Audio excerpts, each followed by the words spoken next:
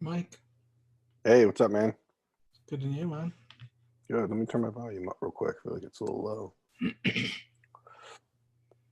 How's everything been going? Good. I've been getting good leads lately. Like one or two a day. That's solid. So yeah, I went to some. I've been keep putting out, looking at houses, putting out offers. So far, I didn't accept any. Well, nobody accepted mine, but better houses, better leads. Are they actually all of a sudden it's like the gate opened up. You know what's really interesting is I haven't been mailing for about 9 months, maybe even longer, and I just got a boatload of phone calls after the first, and I have been for the whole month from mailers. I wonder if people just hold those things and are just like, I'll sell it after the first of the year, and kind of going into the spring. It's like real odd how people think that way. But I've gotten like 7 phone calls. Like, how do you get 7 phone calls from a mailing list you haven't mailed in 9 months, all in the Yeah. same month? So I think you're right. I think it's actually that this is a pretty good time of year. In the beginning, at least, first month, a lot of people are like, let's move our property or something. Maybe they're waiting till after the Yeah, holiday. they wait for the holidays. Nobody wants to do anything or talk to anybody or and Yeah. then yeah, at least two is people that said, "Yeah, I've been getting stuff for a while, and now it's time." Hmm. So they did not call me. The one called me off old mailer, Oh, good. and I've still been getting some probate people calling back, and but the rest are all new ones where they would Google it and get your Hmm. number. So so yeah, hopefully I can lock some up this week. I got almost an appointment every day, to go Oh, that's look at some awesome. stuff. That's great, man. That'll keep you busy and get you in a routine. Yeah, yeah. So I've been like just making sure you keep track of everything and follow up, and because I'm Mm. so lazy, not getting any leads for a long time, and be like, oh yeah, I know. I get that way too, man. Tanya has to hold me. I'm like, recently we had leads coming in, and I just been throwing them to the side. I'm like, I don't need any deals. And honestly, unless the deal looks like it's low hanging fruit, I have to like say no to some things. I've always have a hard time saying no to deals because I feel like I always could use them. Same time though, like once you have some deals, then your next priority becomes getting them done and fulfilling the houses and finishing them so you can get them on the market. And that's kind of where I'm at now. yeah. So yeah, man, I get it though. I get real like, huh, I only have so many hours in the day. Well, what I did too is because I since I've been in Podio more, I got like, look at all these. Because as stuff came in, I just kept on leaving it as new. Hmm. And so I went through all of that and went through all the old ones. And I just made a button to just email and text them and be like, Okay. hey, we spoke a while ago. Are you still interested? And so I've been blasting those out. And some people came back like, yeah, maybe now. I'll call you in a week or so. So maybe I could get something out of the old shit even. I think so, and I think that's what it always comes down to. Is I mean, it makes a good point. And what I've seen over the years is like being able to stick with something long enough, but it's difficult. You're right because you don't know if it's always working. Yeah. I definitely think the way I'm marketing now is a much better use of time and money Hmm. than the mailers. Like it's so much better. Yes, Doing call. He's doing the PPC, Yeah, yeah. yeah, for where you're Because at. everybody That's that comes to you actually has a house they want to sell. Yeah, you're gonna deal with less leads that way for sure. And yeah, I agree. Like for me, it's like a no-brainer because in general, I just don't need that many leads because I get so much stuff from free sources. But it makes a lot of sense too where you're at because the mailers just seem to be like not that great. And now you're getting some of the higher level stuff and it's starting to compound.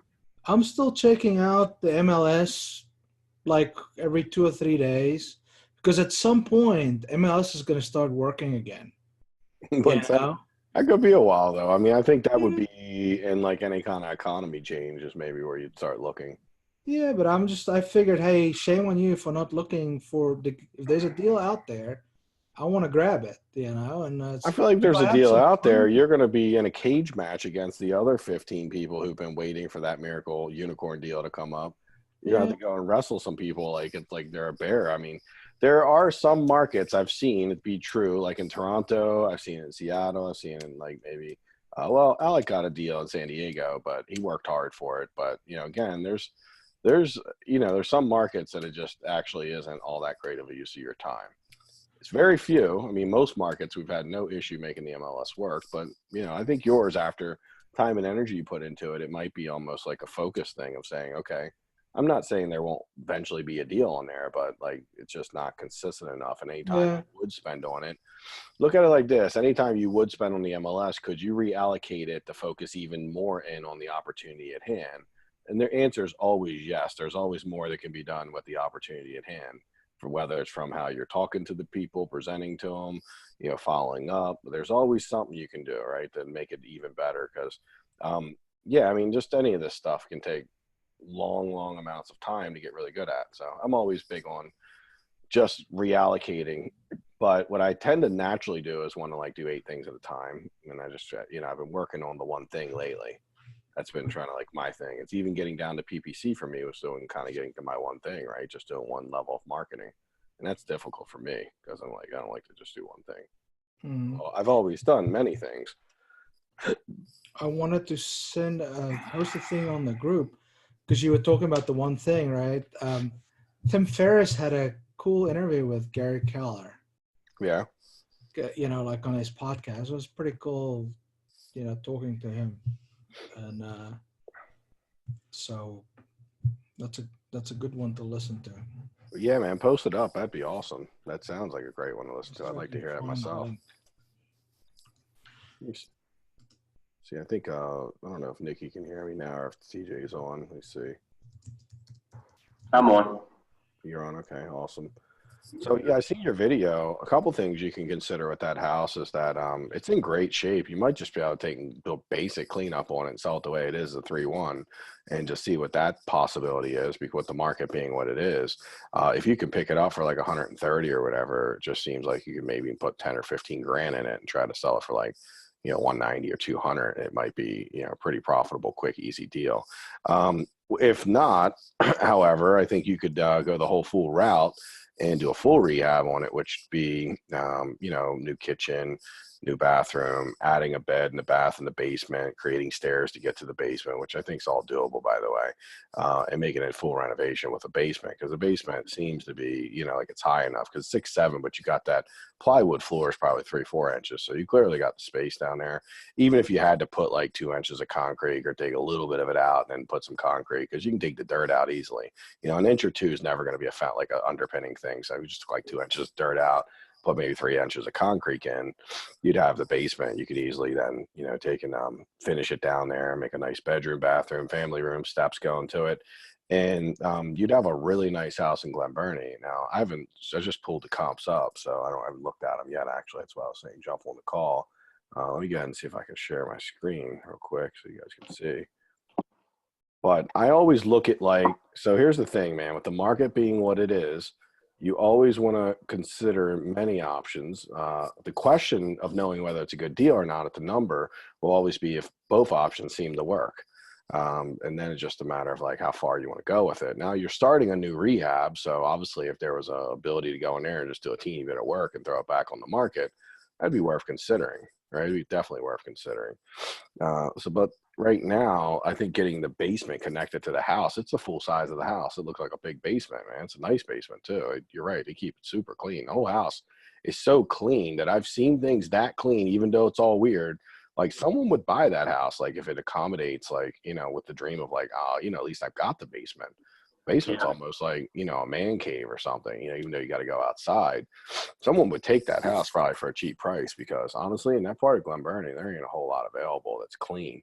And when houses are clean like that, man, you commonly will see a house like, I'm talking just going there and like shine it up, whatever, just like exactly the way it is, and just see what someone would pay for it. You'd probably be surprised. I sold a house recently for 185, fixed up, but it was only like 650, 700 square feet, 2-2.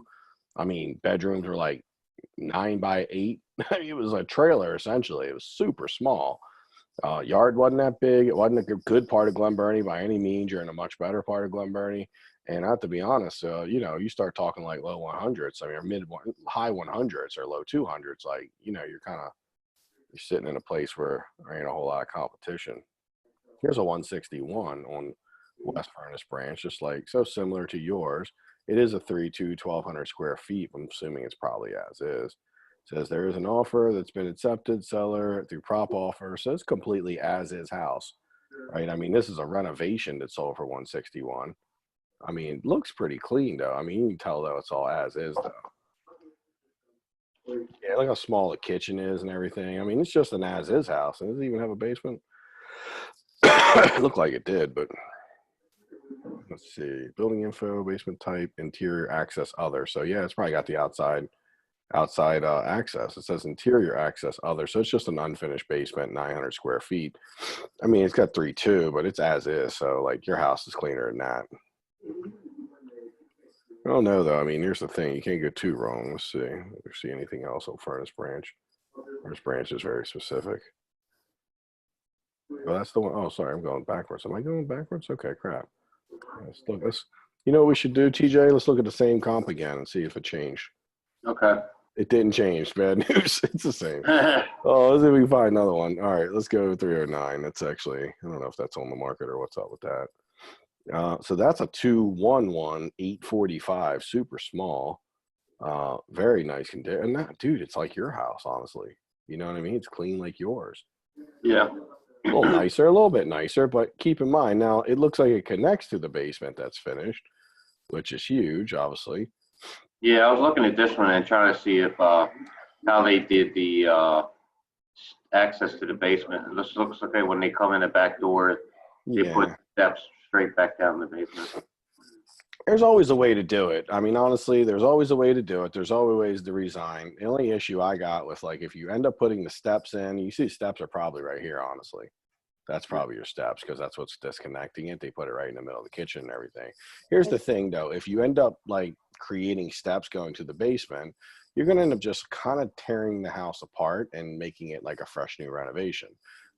We have no doubt that, like, this isn't even that nice. And if you were to kind of make a really nice house, you know, obviously it looks like, well, this one was smaller, so yours would be clearly bigger. It would be more bedrooms.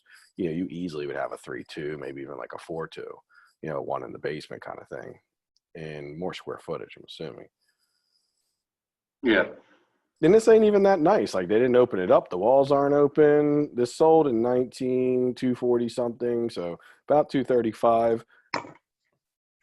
I mean, it definitely suggests that I think she said like 255, 250. I don't discount that it could be easily worth 250. And, you know, that's kind of maxing out on that street. And we got this one that's pending. Let's just see what that's about. That's a 5.2, 120 square feet, though.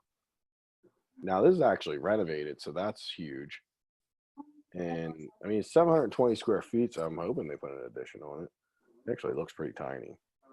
Full finished basement and everything. So I mean, you can assume that if this, let's see how many days this was on the market.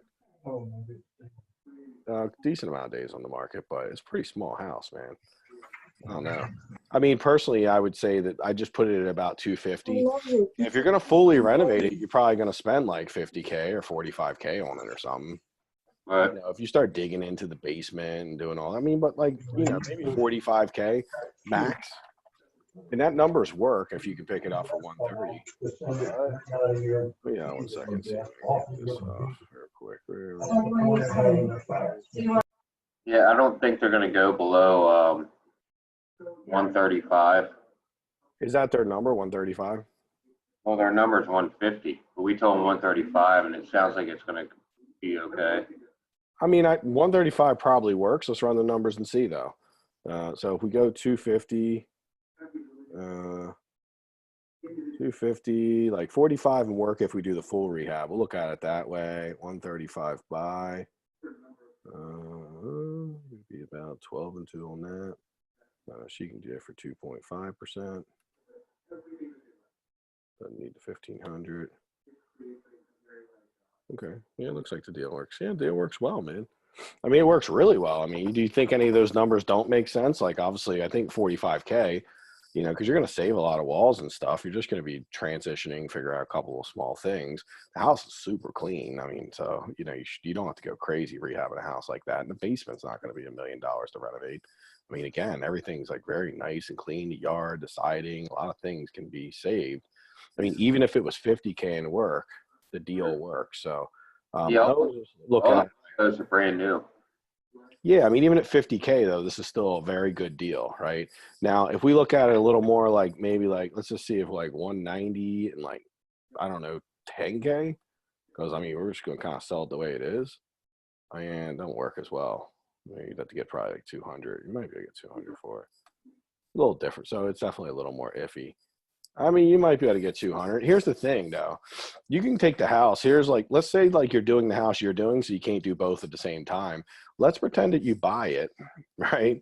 You buy the house, you take and just clean it out essentially, because you're going to do that anyhow, right? Just have a cleaning crew come in, clean the stuff out of the house, clean it, make it shiny and smell good.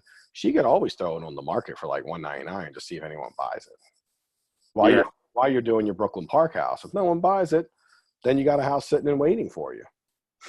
That's true. You know, so that's worth a shot. I mean, you pop it out at $199, you might be able to make a quick like 20-some thousand on it or something, you know, and that's 5 months, by the way. So if you were to do $199, it'd be more like a 2-3 months. So that's actually, it makes a big difference, because you wouldn't really be like a total of like 5 months if you actually could get $199. Really shouldn't even be more than 2 months at $199, because you're only going to try for a month. So actually 190 does work a little bit. Maybe 195 even works. And here's the thing. So I'm not even talking about, how about we just talk about like 3K, just clean it up, nothing crazy. Yeah, see, this works. I mean, yeah, you could sell for 190. I don't even know. I'm just looking at some different versions here. You see, I'm just kind of playing with it. So let's pretend that you went in there, 3K, cleaned the place up, made it smell good, put it on just the way it is at like 189.9. You know, you got 3K in work. Work you're going to do anyhow, by the way. Don't do any work you wouldn't do. Like, you will clean the trash out, you can clean it up, so you're not spending a lot of money. Yeah, man, you might be able to make like 27K if you can get 185. I have no doubts that somebody might be interested at like a 185 number. You'd be surprised what people would consider. The house, what do you mean by 3,000? Are you talking about paint or?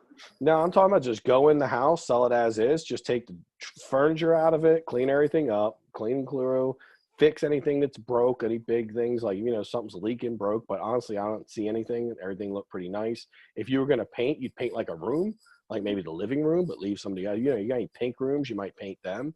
I'm talking about leaving the house it is and doing some real, just like going there and clean it up. Like, if you need to put your kids in there, you're like, you know what, I'm just going to let them live in the house the way it is. You go in there and just make sure everything was safe and not broken, right? But you're going to sell it as is at 185. You know, someone who maybe, you know, somebody's been watching a lot of HGTV is going to be like, 185, we can't find anything in Glen Burnie for 185, which is true. And they're going to go in there and say, oh, we could fix this up over time. That person exists very well. And since it's not in awful shape and there's no major things wrong with it, they can get a regular loan on it. They don't need like a 2 or 3K loan or anything.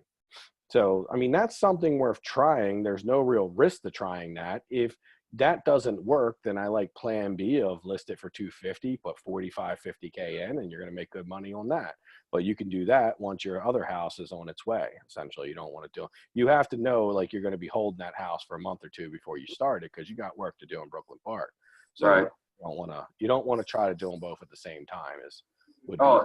On that subject, I don't mean to throw you off, but a quick question. Where you said something about where you purchased waffle board? I don't remember. Oh, waffle board. You're talking about for waterproofing. Yeah. It's Bel Air Road Supply. Okay. Look that up. They got a lot of the stuff that you can't get at Home Depot. Okay. Yeah. Well, I'm at the point right now where putting gravel and waffle board in, so I'm about ready. I got the I-beams. I'm being delivered tomorrow. Sweet. So you're on your way, man. So have you found labor doing it, all that? I mean, everyone's kind of agreeing upon like the normal prices that we talked about, or how's that been going? I got me and my helper doing it. Oh, you're just doing it yourself? Yeah. Sweet. I mean, it's nice to do it yourself. I mean, you ain't getting any helps though? Anybody helping? You just like down there grinding it out, huh? Yeah, me, my helper, and I have another guy I'm paying my helper and he's paying him. So I mean, I'm saving a couple $1,000 at least doing it. Dude, at least you got an 8K estimate, right? Just for the waterproofing, and that's not even including the foundation stuff. Right. Yeah, you'll definitely save it. You feel comfortable with everything you're doing? Like it all, like kind of got the feel for what you're supposed to be doing? Yeah, I mean, I got the jack and the I-beams, and I'm gonna, Okay. jack the wall straight. I'm gonna put 10 I-beams in there, which is about $500. Is that all they cost? Was about $500? Yeah, I can get them for like $60 a piece, something like that. It's actually probably 580. Where'd you get them from? Did you get them from Johnson Lumber? It's called DS Steel, and I think it's Curtis Bay. I forgot where it's Oh at. man, I feel like you got a better deal. I got mine from Johnson Lumber because I didn't know where else to buy them from. I believe in it, so that's probably why I paid like $100 and some for mine. Now, are they like 4-inch I beams? Is what they are? Yeah, they're 4-inch I-beams. Dude, that's a good number on the beams, man. Good price. Like, great job. That's super cheap. Yeah, I called like 50 places until I got. Dude, that's how you get the best deal. Call a lot of places. See, I didn't have time, so I just like called Johnson. They were like, "Yeah, we can do it." And I was like, $1,100. That's so much cheaper than the 12,000 I had agreed to pay someone else to do it. So I was all happy that because I was getting it so much cheaper doing it Well, myself. it takes. I'm a lot more confident. Like, actually, it's South Baltimore. It's called DS Pipe and Supply. But like those foundation walls aren't a biggest concern now. You know what I mean? Yeah, you're I know feeling how like, to okay, you do it. see how it's all going to go back together now, and then Yeah. okay, cool. Well, dude, that you're on your way. I mean, I would bet that just from a foundation and waterproofing, you're going to probably ring in around like 4 to 5K max on this. This easily would have been a $10,000-$15,000 job when you start talking about the foundation. It would be difficult to call a foundation company and to get them to put 10 beams in. So here's what they normally charge to put an I-beam in: about 1,500 or around 1,000 to 1,500 each. So you get a feel for what that's going to cost you. Even on the low end of, like, if you get somebody to do it for 800 or 9, you're still talking 8-9 grand. So Yeah. the fact that you're going to be doing it for 500 plus some labor, maybe coming in at like 1,500 to 2K. Now you got the waterproofing. You're coming in like 5K for something could have cost you 10 or 15,000. Between the Yeah. roofing and that, I'm saying both of them would easily be that. Wouldn't even be an unfair price, honestly. You're just, now what you're doing is, it's not that the price you're doing it for is what you should expect everyone to do it for. It's just that you're seeing that any price I give you can be done at half the price if you're willing to manage the people. So I don't give anyone the real pricing. Like, if you're willing, like you are, and you're on the job and you can bring some people in and manage them and watch them and hand them some tools and do all the stuff you've been doing all the time, like, dude, that's half the price. Because like, I've done, like, any job I tell you, almost every one of those jobs could be done for half the price if you're willing to do all that. The prices I give you guys is like, you could find someone who legitimately will just do it, and you don't have to be there, you don't have to help. If you have like a job and you can't be at the job all the time, but you can be there a lot. So one of the big value plays for you is that, like, you're probably saving like 5K on this one thing. And honestly, you're just starting your flip off right now. Because, see, you're seeing that there's the ability to, like, if you're going to work hard, man, like, allow it to make you some money. Yeah. I'm trying to do the whole job for. I forgot what it was. After this, Nikki. Like 60K or something. I think we had like 60K in the budget or something. So I think Yeah. you can knock it out. You can definitely knock it out for that price, 60, 65K. Just keeping your costs down. Now, what you want to be careful of is don't go too crazy with it. So there's some students that are one way or the other, like, they don't want to do anything and they overpay for a lot of things. And then you got like Ray, who likes to do a lot of stuff himself, and he's learning to give up on some things. So I would say that, like, the things I would personally, like, if I was in your situation and doing like a couple flips here and there, and I had the ability to be there all the time and be on the flips, I 100% would be doing what you're doing right now. Because, see, this is the big ticket items. Like, I'm definitely going to get involved in an item that I know could have cost me 8 grand, and now I can do it for 2. And then the waterproofing was 8 grand also, and now I can do that for 3 or 3,500 or something cheap. Dude, I'm always going to jump in when I can do a job and save 3 to 5K. It's a no brainer. What I Yeah. would suggest is, don't do anything that costs you about the number, anything that you basically could hire someone else to do, and you're not saving like large amounts of money, like legitimately half the price, then don't do it yourself. Because so if you're like in a situation where you could do the doors and trim, you're like, I'm pretty good at the doors and trim, but you got a guy who could do it for you, like your helper, and it ain't going to cost you but a teeny bit more. Let them do that, because everything's manpower based. I would obviously say sheetrock and all that doesn't even ever make sense to try to do yourself, because that shit take you the rest of your life. Yeah. Fuck that. I don't hate sheetrock. Dude, it's brutal. I mean, I had a guy at work for me who was $100 a day, and he was like really handy. His name's Jim, and he could do a lot of stuff, right? No offense to Jim, other Jim on here, cool Jim. This guy was goofy though, and he drank a little too much. He drank every day after work, but I got him to do a bathroom just to keep him busy because I didn't have any work for a couple of days, and it was my first rental I bought. And I had him. I was like, dude, can you hang sheet? Yeah, I can hang sheet. Of course, man, it's easy. Just hang it and tape it. And like come back 2 days later, he's supposed to have a bunch of stuff done. He still was doing the sheetrock. It was only like 6 sheets. And I realized like, shit, man, I ended up paying like $400 and to hang 5 sheets of sheetrock. It was like $70 a sheet to hang it or something. And it still wasn't done. And he was like freaking out. And I was like, okay, man, that's when I was learning. It's actually cheaper to get someone else to do things like that. And then a lot of things, by the way, if you're using the funnel, like, yes, the funnel works the best on things that are more common. So trying to find like a foundation dude, the reason it works fine for a foundation dude, but you're not going to get 100 people to answer foundation. But if you put out a painter's ad, you get 100 people. I still got people texting me from that funnel right now saying like, yeah, man, we could do $1,800 a house. We do house for a lot of investors. I got people right now bugging me trying to get work. So anyhow, with that being said, things that are very common and very do-it-yourself friendly, and there's a lot of people that do them, they're really good things to give away in the funnel so you can leverage and get done quicker. So like you can selectively choose jobs. Like I think you hanging the cabinets is kind of like free money. It doesn't take any time to hang cabinets. But like if you're really in the house, I wouldn't paint, I wouldn't sheetrock. You totally could get it. If you got a good tile guy, it's crushing it for you, fine.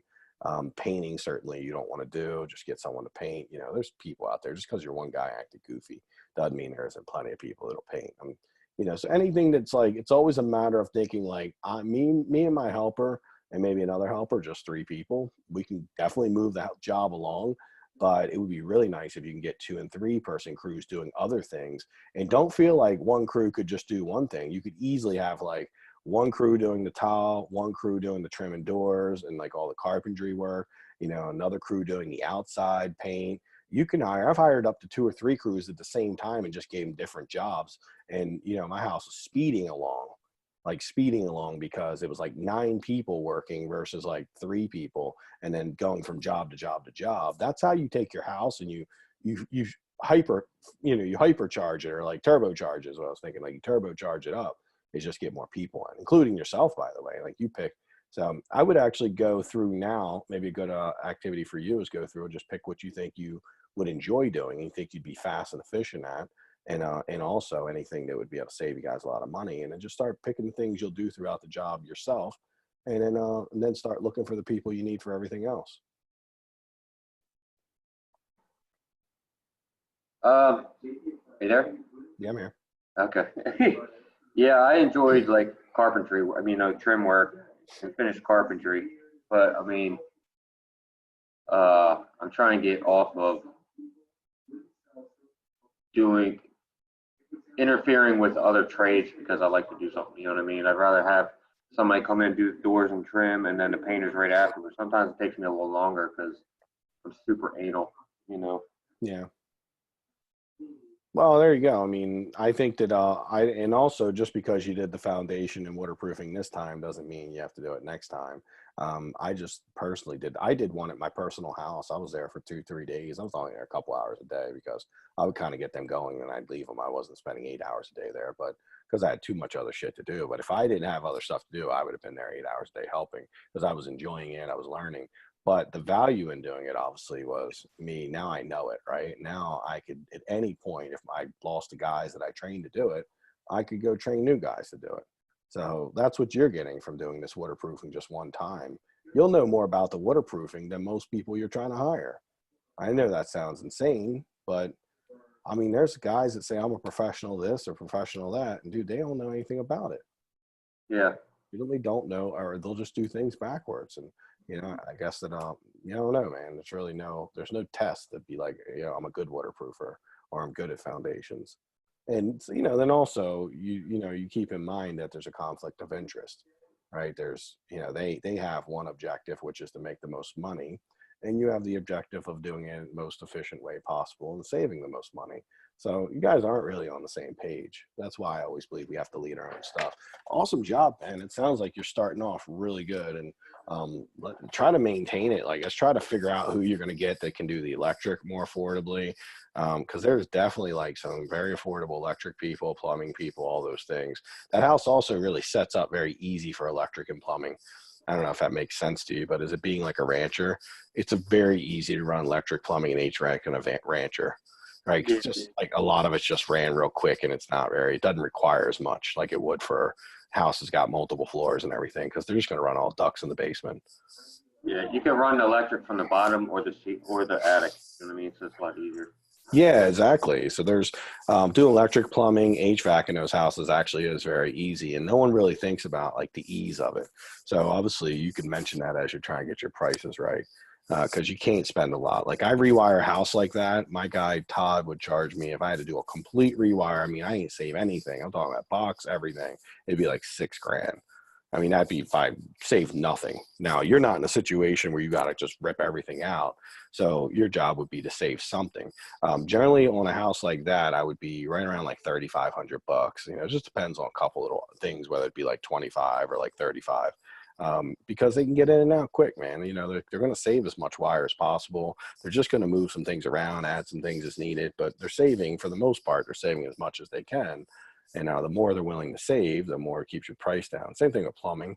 Obviously, you know, you're going to just do what you got to do. Now you've redesigned the layout a little bit. So, but again, it's not a lot of plumbing. We're not talking about like the end of the world of plumbing here.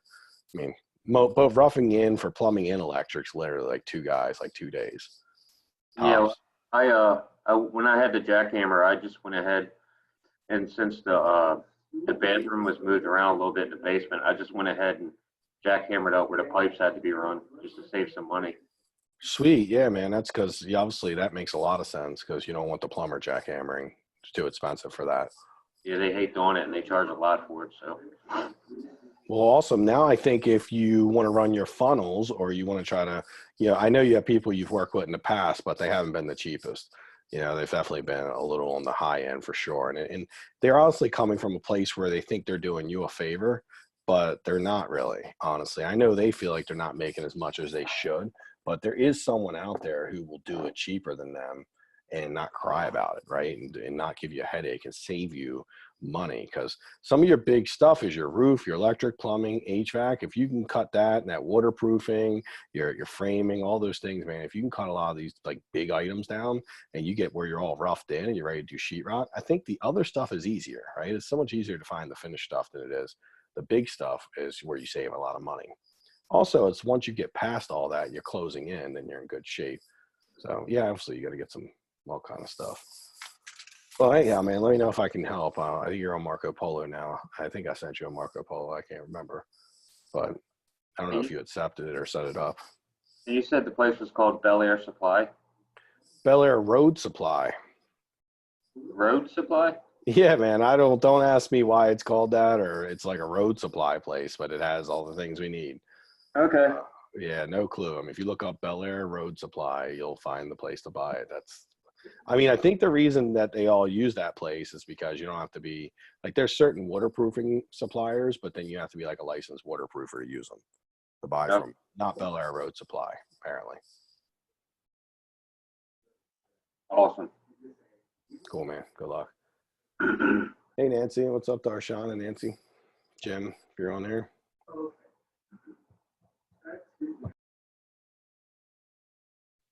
We are. It's hard to figure out how to unmute us, but we're just plugging away, getting Gary all his stuff that he needs that we got in today. So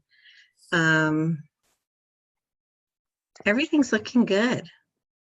Now we got to start up the old contractor funnel again. Soon. When do you'll settle soon. So yeah, soon you will actually. Yeah. So we've reached out to our demo guys. But I think we should do a contractor funnel for everybody. They're just a known entity, and they, you know, he works with 3 guys, and, you know, he's really fair in terms of calculating the cost that way. Well, that's here's the way you want to look at it. So your next step is once Gary's good and ready to go and you don't really need to do anything, the next step is you got to get in there and do drawings and get your layout. And me and you Right. got to hack that layout for a bit until we're like, okay, that's it. It's perfect and it's amazing. So that's one thing. Then two is we got to get a budget together that's very detailed and line itemed out. So question mark on use anyone you've used in the past as long as they'll meet your price. Okay. Right, because Yeah, I we agree. don't want to get new people, but we don't want to get so stuck in our old ways that we're paying more for people that we've used just because we know them. Well, totally, because that's what we've done Yeah. in the past. Yeah. So it's what I've done too, obviously, Yeah. because I mean, and I still might even do it to a small amount. There's some people I really like, and I'll pay a teeny bit more. Like my grand guy is not the super cheap, but he's very reliable, and I've been working with him for 10 years. And I mean, I know if I went and found some Asian company and fought against 19 people, I could probably cut it down $2 a square. I mean, but the bottom line is like that's like saving me $100 a kitchen or something. It's probably not worth my effort and time. And I'm introducing, for something, it's a very high level finish thing. I'm introducing risk and headache and all that. And just for the overall sanity of my project manager, if I was to change that to save $100, he would probably go insane. Yeah. Because he's just like, dude, like he already gets upset enough when we change colors because every year or two we try to change up the tile and colors, because we do so many houses, it starts to get a little old because we're doing the same thing for so long. So we're in a time now where we're changing a lot of our design, testing some stuff, and he's going a little crazy about that. But just like, hey man, we can't do the same shit forever. We got to make it better. So he's anyhow. So yes, you want to keep it simple in them.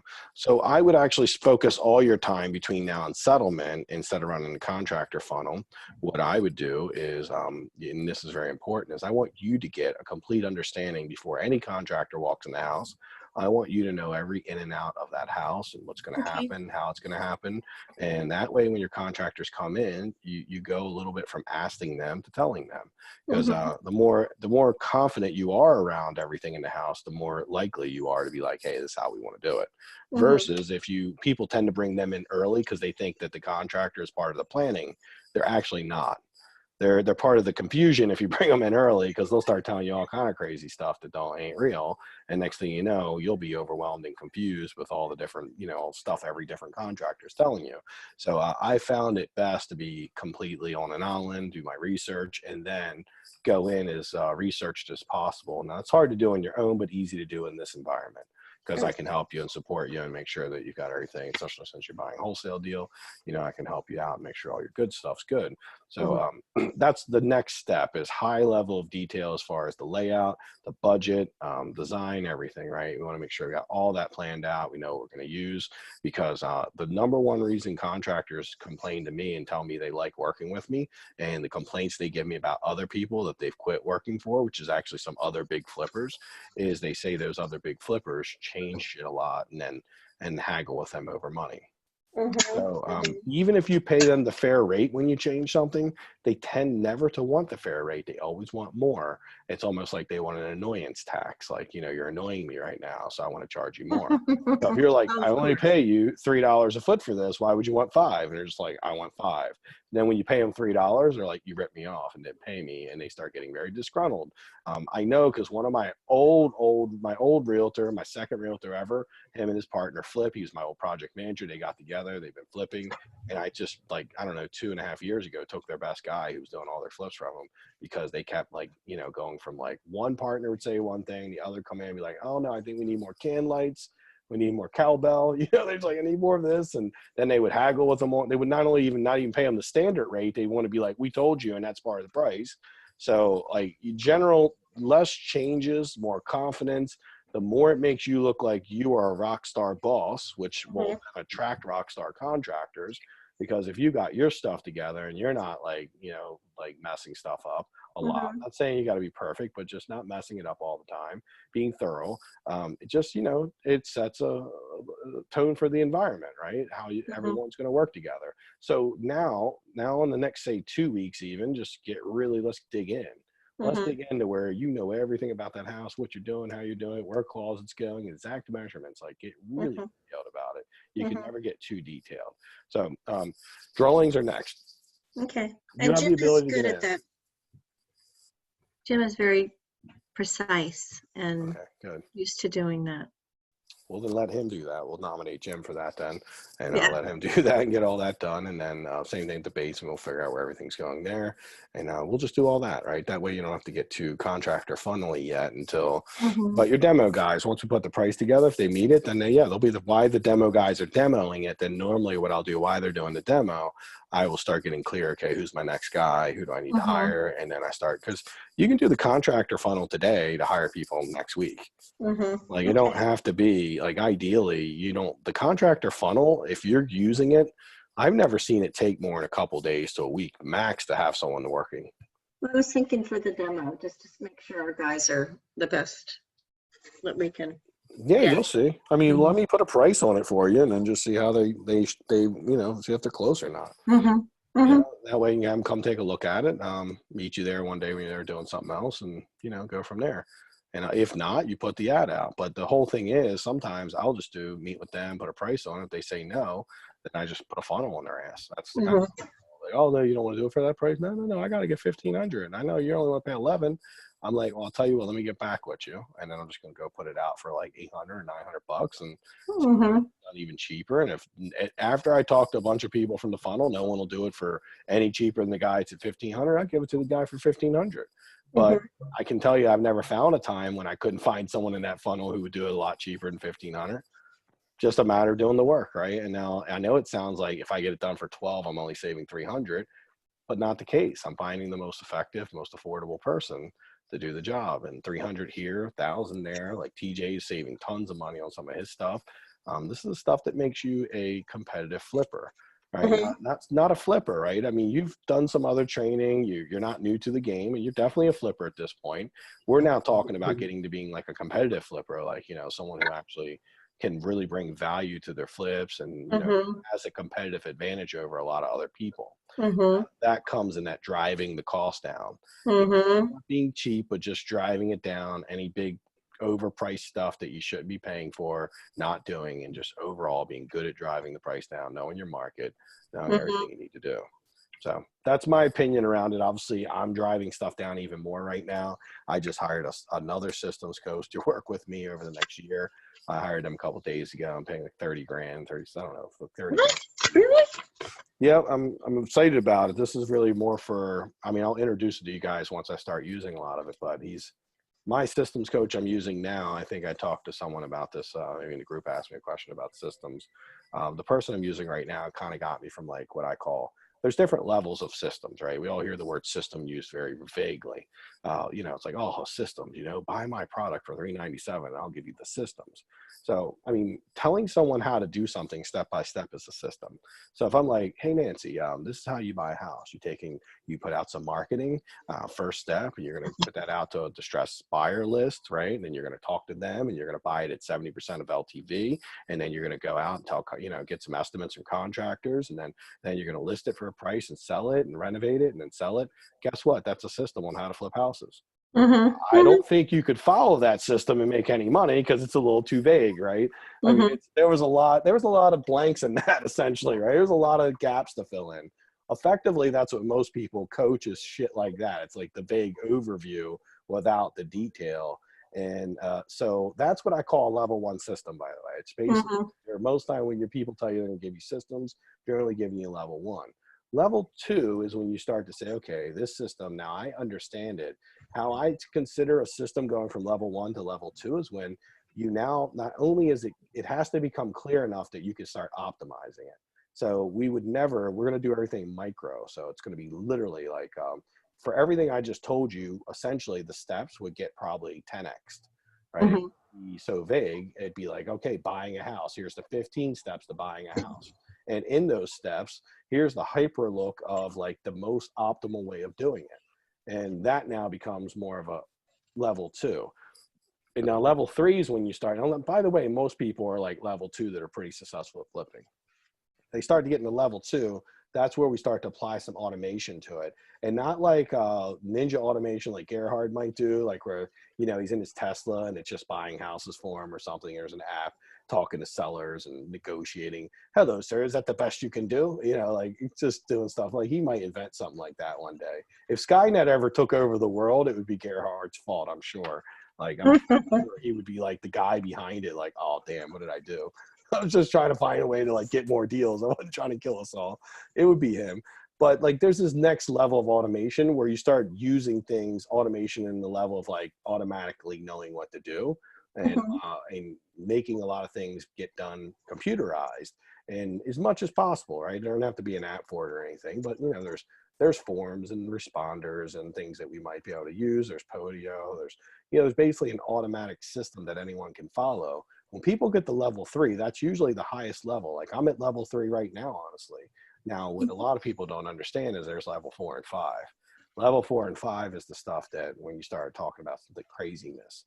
So level 4 and 5, what I'm doing now is I'm taking my systems, I'm super simplifying them and making them where I can take that system, and I'm using a testing process to where I can take a complete stranger who's never done it before. And if my system isn't detailed enough to give it to them and then be able to follow it, then it's not a good enough system.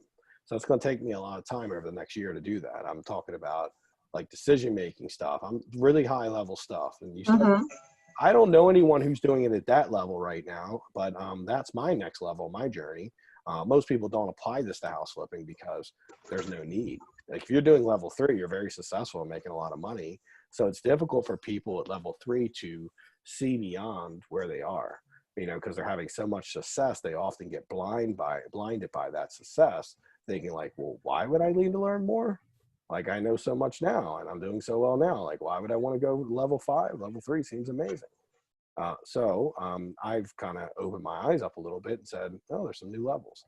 I met someone who's like probably one of the best systems persons in the world. And the stuff they were talking was like crazy. And I'm like, dude, this is insane how awesome this is. And so I decided to hire him and work with him for a year. And so, you know, I'll get to share some of that with you, but that's like that next level.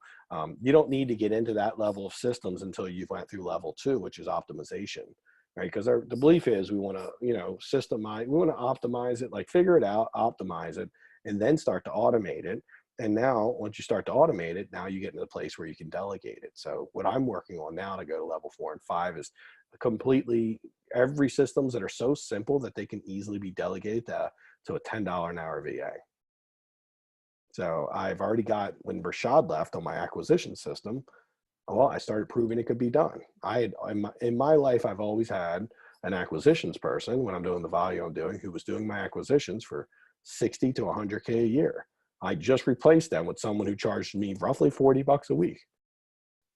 So like you would have told me that wasn't real when Rashad left, you know, in February. I would have said, you're crazy. A year ago, I'd have been like, you're nuts. I thought that was not possible. Now, this is why I'm opened up to this next level of systems, because this next level of systems is challenging everything I'm currently doing and seeing how far I can go with it. You know, can I get someone to do? And when I say do acquisitions, they don't do it all. They just do the heavy lifting for me so I can do the stuff I enjoy. There's certain stuffs in acquisitions I actually really enjoy, you know, so they're doing all the heavy lifting. And you can see, like I have a lot of houses now because of that. Like I have a crazy amount of houses because I've been able to go to that next level of delegation where I've simplified it. So there's a lot of good systems, and I'm excited to share all that with you. But you guys right now are in a place where you're optimizing, and you'll spend a decent amount of time there, right? I have a few students in this group who have been with me over a year, and we have optimized a lot of their stuff out, and they're getting to the place where now they're ready to go to that next level in like year 2 and a half or whatever, you know, kind of going towards that time with them because, you know, they've gotten a lot of their other foundational stuff down. It takes time to do all that. Good news is you just get the foundational stuff down, you get the level 3, you're good. You'll make a lot of money. And then some people want to go to that level 4 and 5 and others won't. Others will be like, yeah, I'm good, man. I'm making a lot of money. Who cares? Right. It's all about, you know, just like what TJ did today, right? What he's doing right now, actually, there's a way we can map that out and put that into like a complete step-by-step process that TJ could literally take, like, you know, a bunch of heavy working people who can read, right? Give them a step-by-step manual on how to do the waterproofing with like maybe a couple videos and stuff of him doing it and some details. And, you know, and he'd be able to just hand that to them for maybe $150 a day and let them bang it out. and then just come in and check on them, make sure they're in the right direction. It's all very possible, but it takes time. And often we're not willing to invest that time. We often just put our own time in it, but it takes less time than working with them for 3 days straight, right? I mean, it takes less time than that. So that's cool. So anyhow, that's good news is too, for the people who are going to be in longer term with me, I'll be able to share a lot of that as I develop it. Me, Tanya, my mom, and Steve will be building all this stuff out over the next year. So there's going to be some really cool, juicy stuff we'll get to share. I'm excited. I'm very excited about it.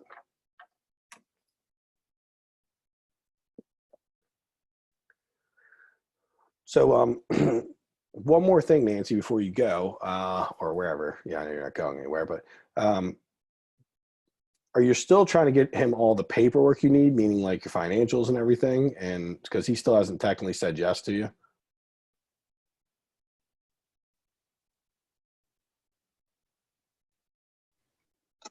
Jim was burping, so I muted us. I didn't realize he realized that you were burping, so I muted us. We have gotten all the application and everything to him. We just got his fax number because we didn't want to email all that personal stuff and social security numbers. So we just sent all of that over. Okay. And he said it takes him 24 hours to kind of review it. Got it. Okay. Hopefully he's all good because we're kind of at a... I sent him links to our other flips also so he could see them, just to kind of give him an idea of. Okay, good. I mean, I gave you a good word. So usually Gary's very, if he gets a good feel from you and some recommendations, he's more likely to work with you than if you just randomly came out of the blue. So, oh yeah. I don't know how, I played poker with him. Is how I met him. That was funny. I actually met him playing poker. Really? Yep. Yeah, we were at the poker player table and he helped me talk. Somebody asked me, we were like, "Are you Mike Green?" And like, man, I was like, you do a lot of flips, right? And they were asking me questions and he's just sitting there listening. He's like, "Hey man," he likes to rant, like, I lend some private money if you want. Love to talk with you about that. And I was like, okay, whatever. Like I hear that all the time. Meanwhile, he had like 40 million. So it was a little more than I expected. I mean, him and his dad, they definitely have about 40 million bucks they're lending. His dad's like 90 building their wealth. So his dad's been building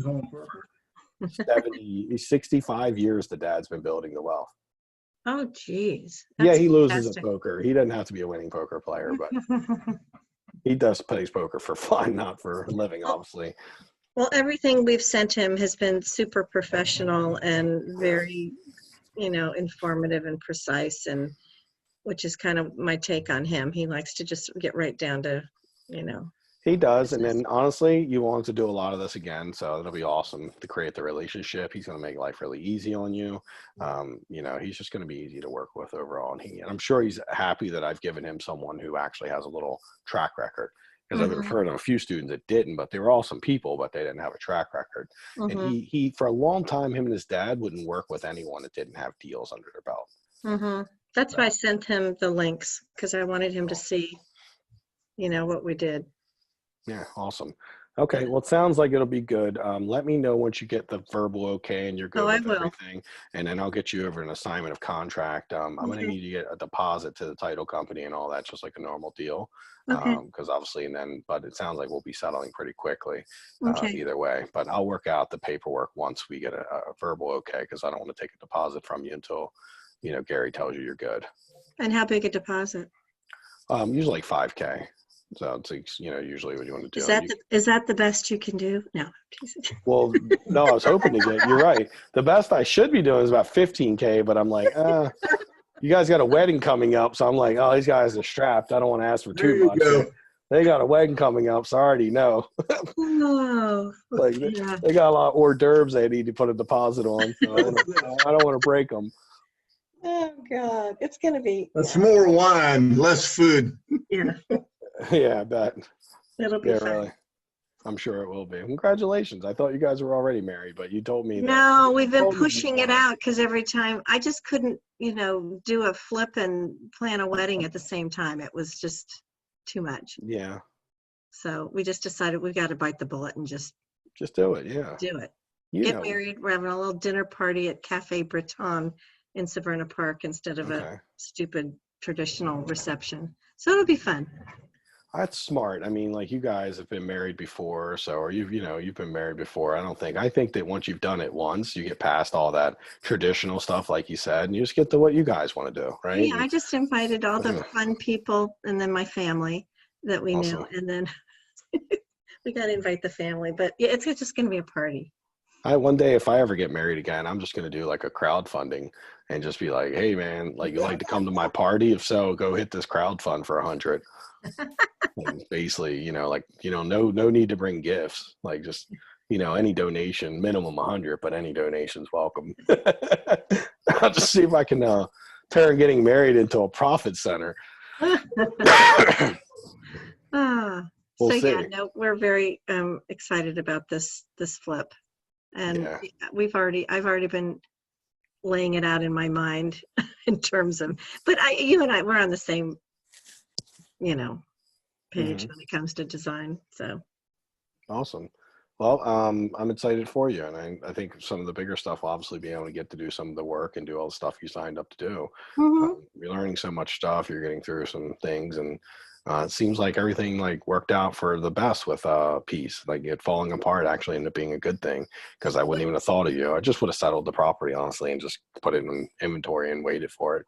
Well, it's interesting is I got a text from Lisa Walton, who's the one sending out a lot. She's working with Shane, and I think she's contacted Erica, and she said we have a buyer for Peace Drive.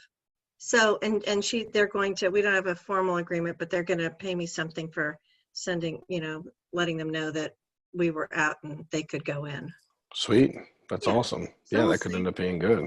Couple thousand, I wouldn't mind, Did they buy it for the same price as you, or? I don't think they will, because I told her what we were buying it for. I don't know yet. I'm just curious overall, just that they get it cheaper. Were the people really that upset that they sold it cheaper? Because it seems stupid if so. I know. I wrote a very nice email and just told Erica if she ever reconsiders, because who knows, she might get blown away at the offers she does get, that to come back. But I just did that to be nice. I always liked after settlement, when it's all done, just to send them a letter and just be like, hey, I really reviewed my files and I think I could pay $290 for this cash instead on a week. Let me know if you're still interested in selling. You are just such a stinker. I know. So I dream about doing that, but I never follow through. I never follow through, but I do actually secretly dream about saying like, hey, yeah, I would have gave you $290. Oh, really? You sold to someone else? Oh, well, that's sad. Yeah, too bad. Ooh, well, money's not that important. Thank you again for vodka. We're gonna have fun with that. Awesome. Okay. Well, let me know once you get the hard yes, and then we'll. And I'm talking to 2 other lenders too. Just I love Gary, and I'll go with him. But yeah, he's. I have a feeling if you've gotten this far in with him and he's not like quickly said no, like he's probably intending to be good to go. I think so too. That's my gut, because I think we bonded pretty well. Yeah, and he really does do business based on liking people. Obviously you can't have any crazy stuff that he can't get past, but he likes you. That's what I love about him. If he likes and trusts and knows you're a good person, that means more to him. You're not just some some numbers on a spreadsheet. So I always believe every person should have a hard money relationship like that. Nikki has that with Brooke Kane. Darshan's working with, he doesn't have that because those people don't have that, but he's working with Washington Capital. And so, we know that they're, that you're always going to have to fight for your every meal with them for sure. I'm actually sitting with the hard money lender who is a little more based on like relationship. And, I'm supposed to be sitting with him like next Friday. So I'm trying to work out a deal for the group effectively. But once you get in with Gary, I'm still using Gary. And like, honestly, I don't really have a reason to go anywhere else. Right. I could go. So like, great. He said he was going to give us our rehab costs in just 2 draws instead of like 8, or 7 or some ridiculous number. He's just going to say, I'll give you 50% and then I'll give you another 50%, which would be wonderful. Because then it would be easy. We wouldn't have a lot of the cash flow issues. Well, he's not going to give it to you up front, so No, I know that, but because you'd have more cash flow issues that way. You get that, right? I don't feel like that actually was in your favor. Why? Well, because if you so let's say your house is what, 60K in renovation. Right. It means you would have to do 30K to go get 30K. He's So not gonna, well, then I'll talk to him about that. yeah, you might want to break it into 3 draws roughly. And I think what he's probably trying to accomplish is not coming down there as often.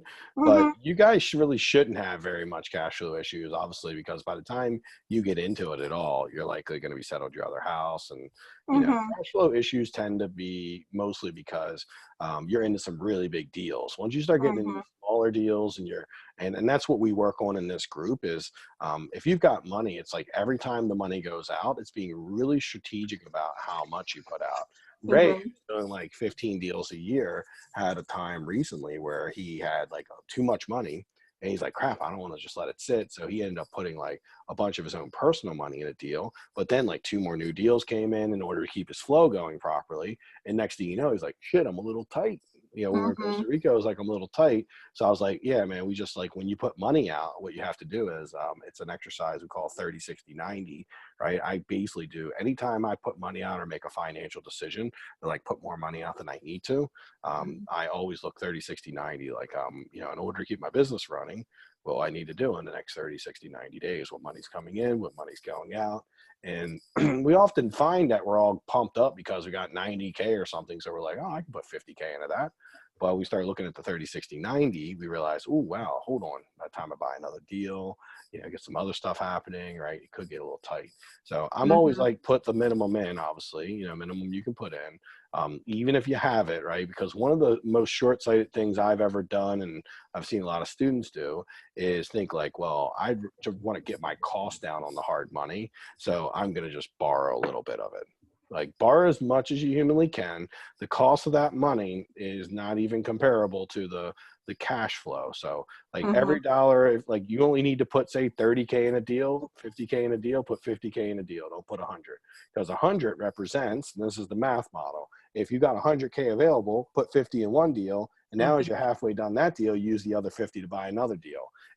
And you're doing a deal and a half at a time. You're not doing 2 at a time, but more like a deal and a half at a time. So that 100's way more valuable than putting all 100 in one deal and then, you know, not having any cash to do your next deal until this one sells. And because, oh yeah, I saved like $1,000 in interest by doing that, but I miss 30 to 40K in opportunity.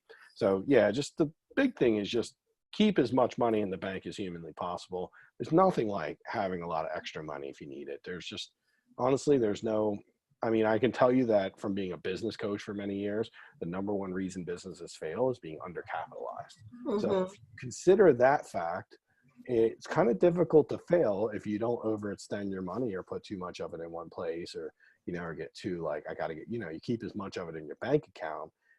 You know, it's proof that having money in your bank account is the number one thing that will stop you from being a failing business. Period. So anyhow, I'm always being very thoughtful. I try to keep as much money in the bank as possible, you know, within reason, obviously. And so I don't want to put even 10 more K in a deal. There's so many opportunities for me to save $1,000 in interest by going from 10 and 2 with Gary down to like 7 and 1 with like Lending Home. And I'd save like $1,500 on a deal, but they're talking about putting another 10 or 15K in to do that. And if you multiply that across my deals, every 3 or 4 deals, I would actually lose a deal. So I'm losing like, and I average 40K. So if you're talking about, that's 10K I'm losing per deal by putting that extra 15K a deal in. So when I'm saving 1,500, I'm losing 10. So this is how you want to look at it. You're losing 10. So really it's a bad business model for me to take and put an extra 10 or 15K in a deal, even though I have it. Like, yeah, because that's what they always say to you. Like, oh, you got it. I seen your bank account. Like, you can afford to put an extra 15. I'm like, yeah, but you know, you're a math guy. Let me show you the math. And they're always like, okay, I get where you're coming from. I know what you're doing. And I'm like, got it. You know, I know what you're doing too, by the way, trying to get me put a ton of money in, trying to protect yourself. But, you know, I'll give you 20K. I'm not giving you 35. 20 is enough to protect you. And, you know, my history is enough to protect you. The fact I got a couple $100,000 cash in the bank is enough to protect you. You know, you don't need to overdo it. But yeah, I definitely need some more financial education. I don't know if you have any books that you would recommend. I got the book by Gary Keller, and it just arrived. But I really do the want one to. thing, Yeah. Oh, cool. One Thing's a good book. It's not about finance stuff. No, But I it's a really know good that, book, yeah. but I do want you to recommend some more books to us.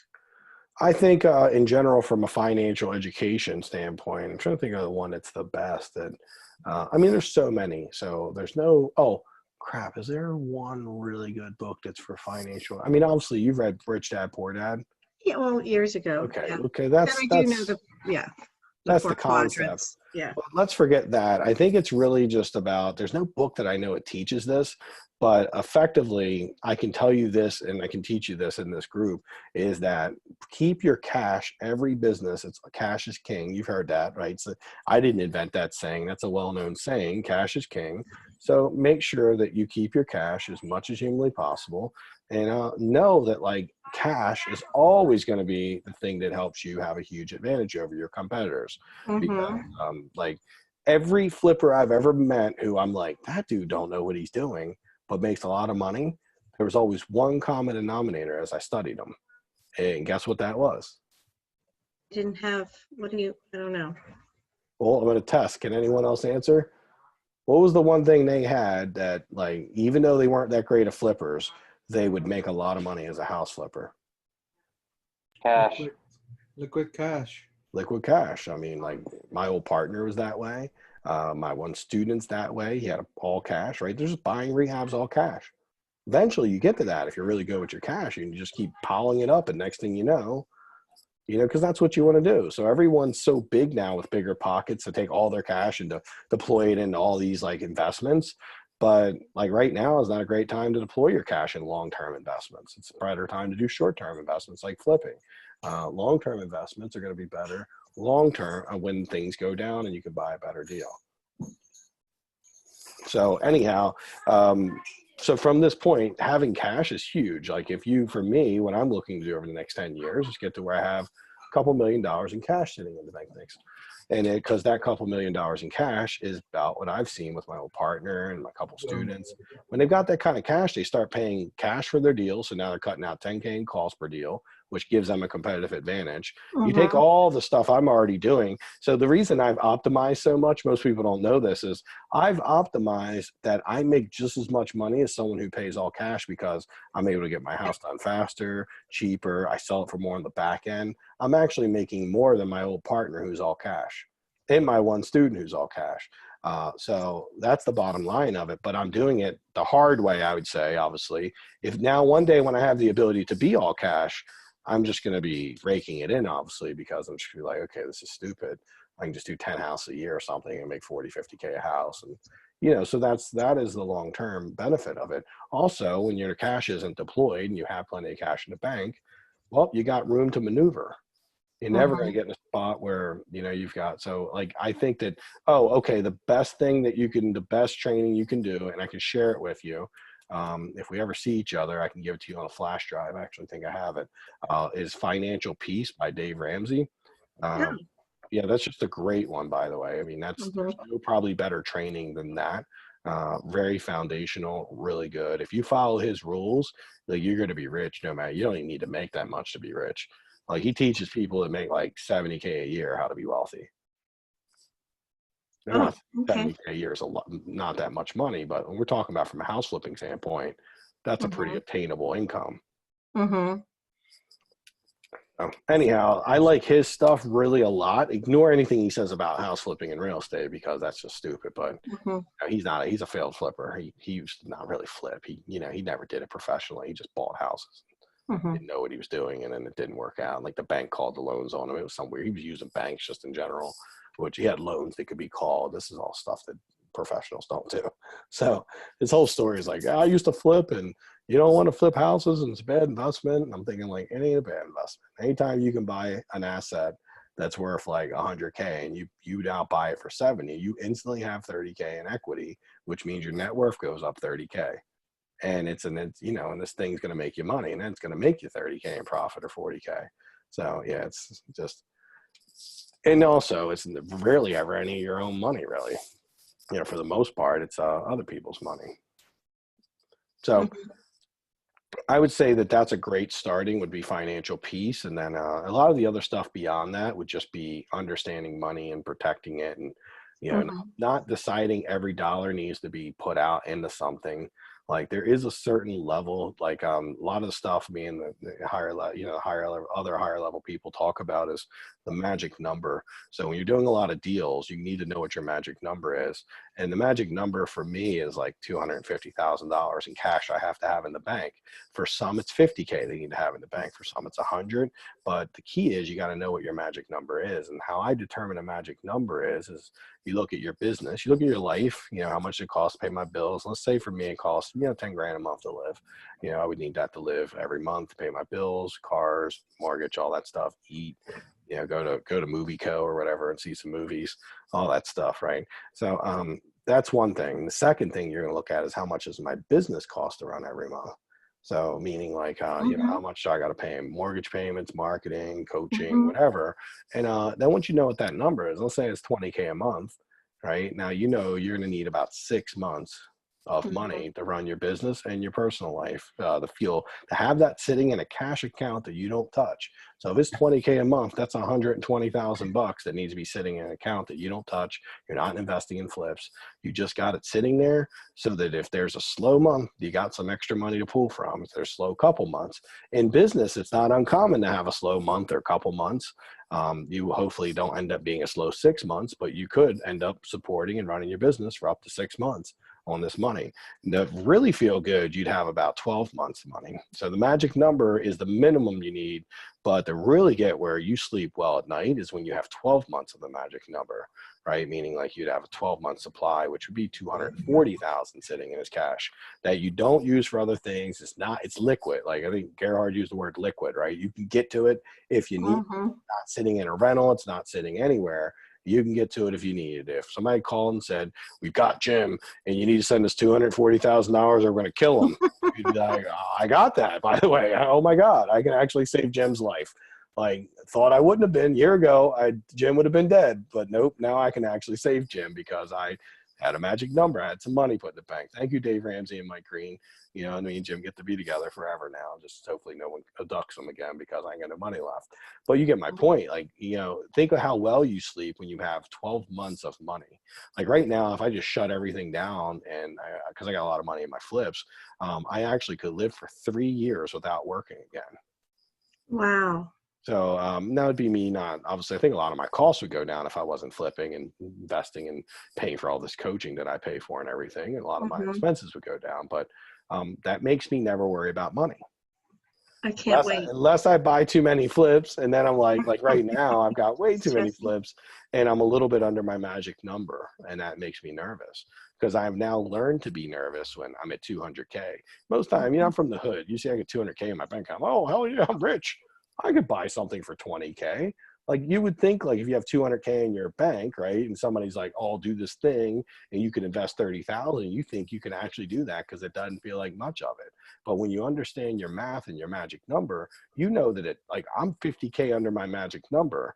So no, I cannot do anything, spend any kind of real money right now.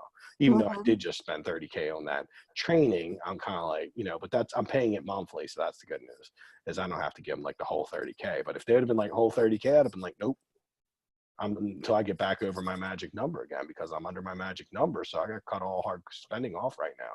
Meanwhile, like, what do you think the cost of me settling Bakken would have been? Maybe 20K. So the reason I sold you Bakken is because like, the 20K when I'm under my magic number would be foolish to spend another 20K. Meanwhile, do I have it? Can I definitely make it happen? For sure.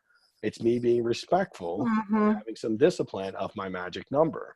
So that's starting to get kind of clear, like how, like, you know, like how disciplined I'm learning to be about it, because I know that like at 180K, it sounds like a lot. And it's like, oh my God, I wish I had 180K in the bank. But when you're doing as many flips as I'm doing, I can have 180K in the bank today. And like, you talk to me 2 weeks from now, and I'll be like, I got 80.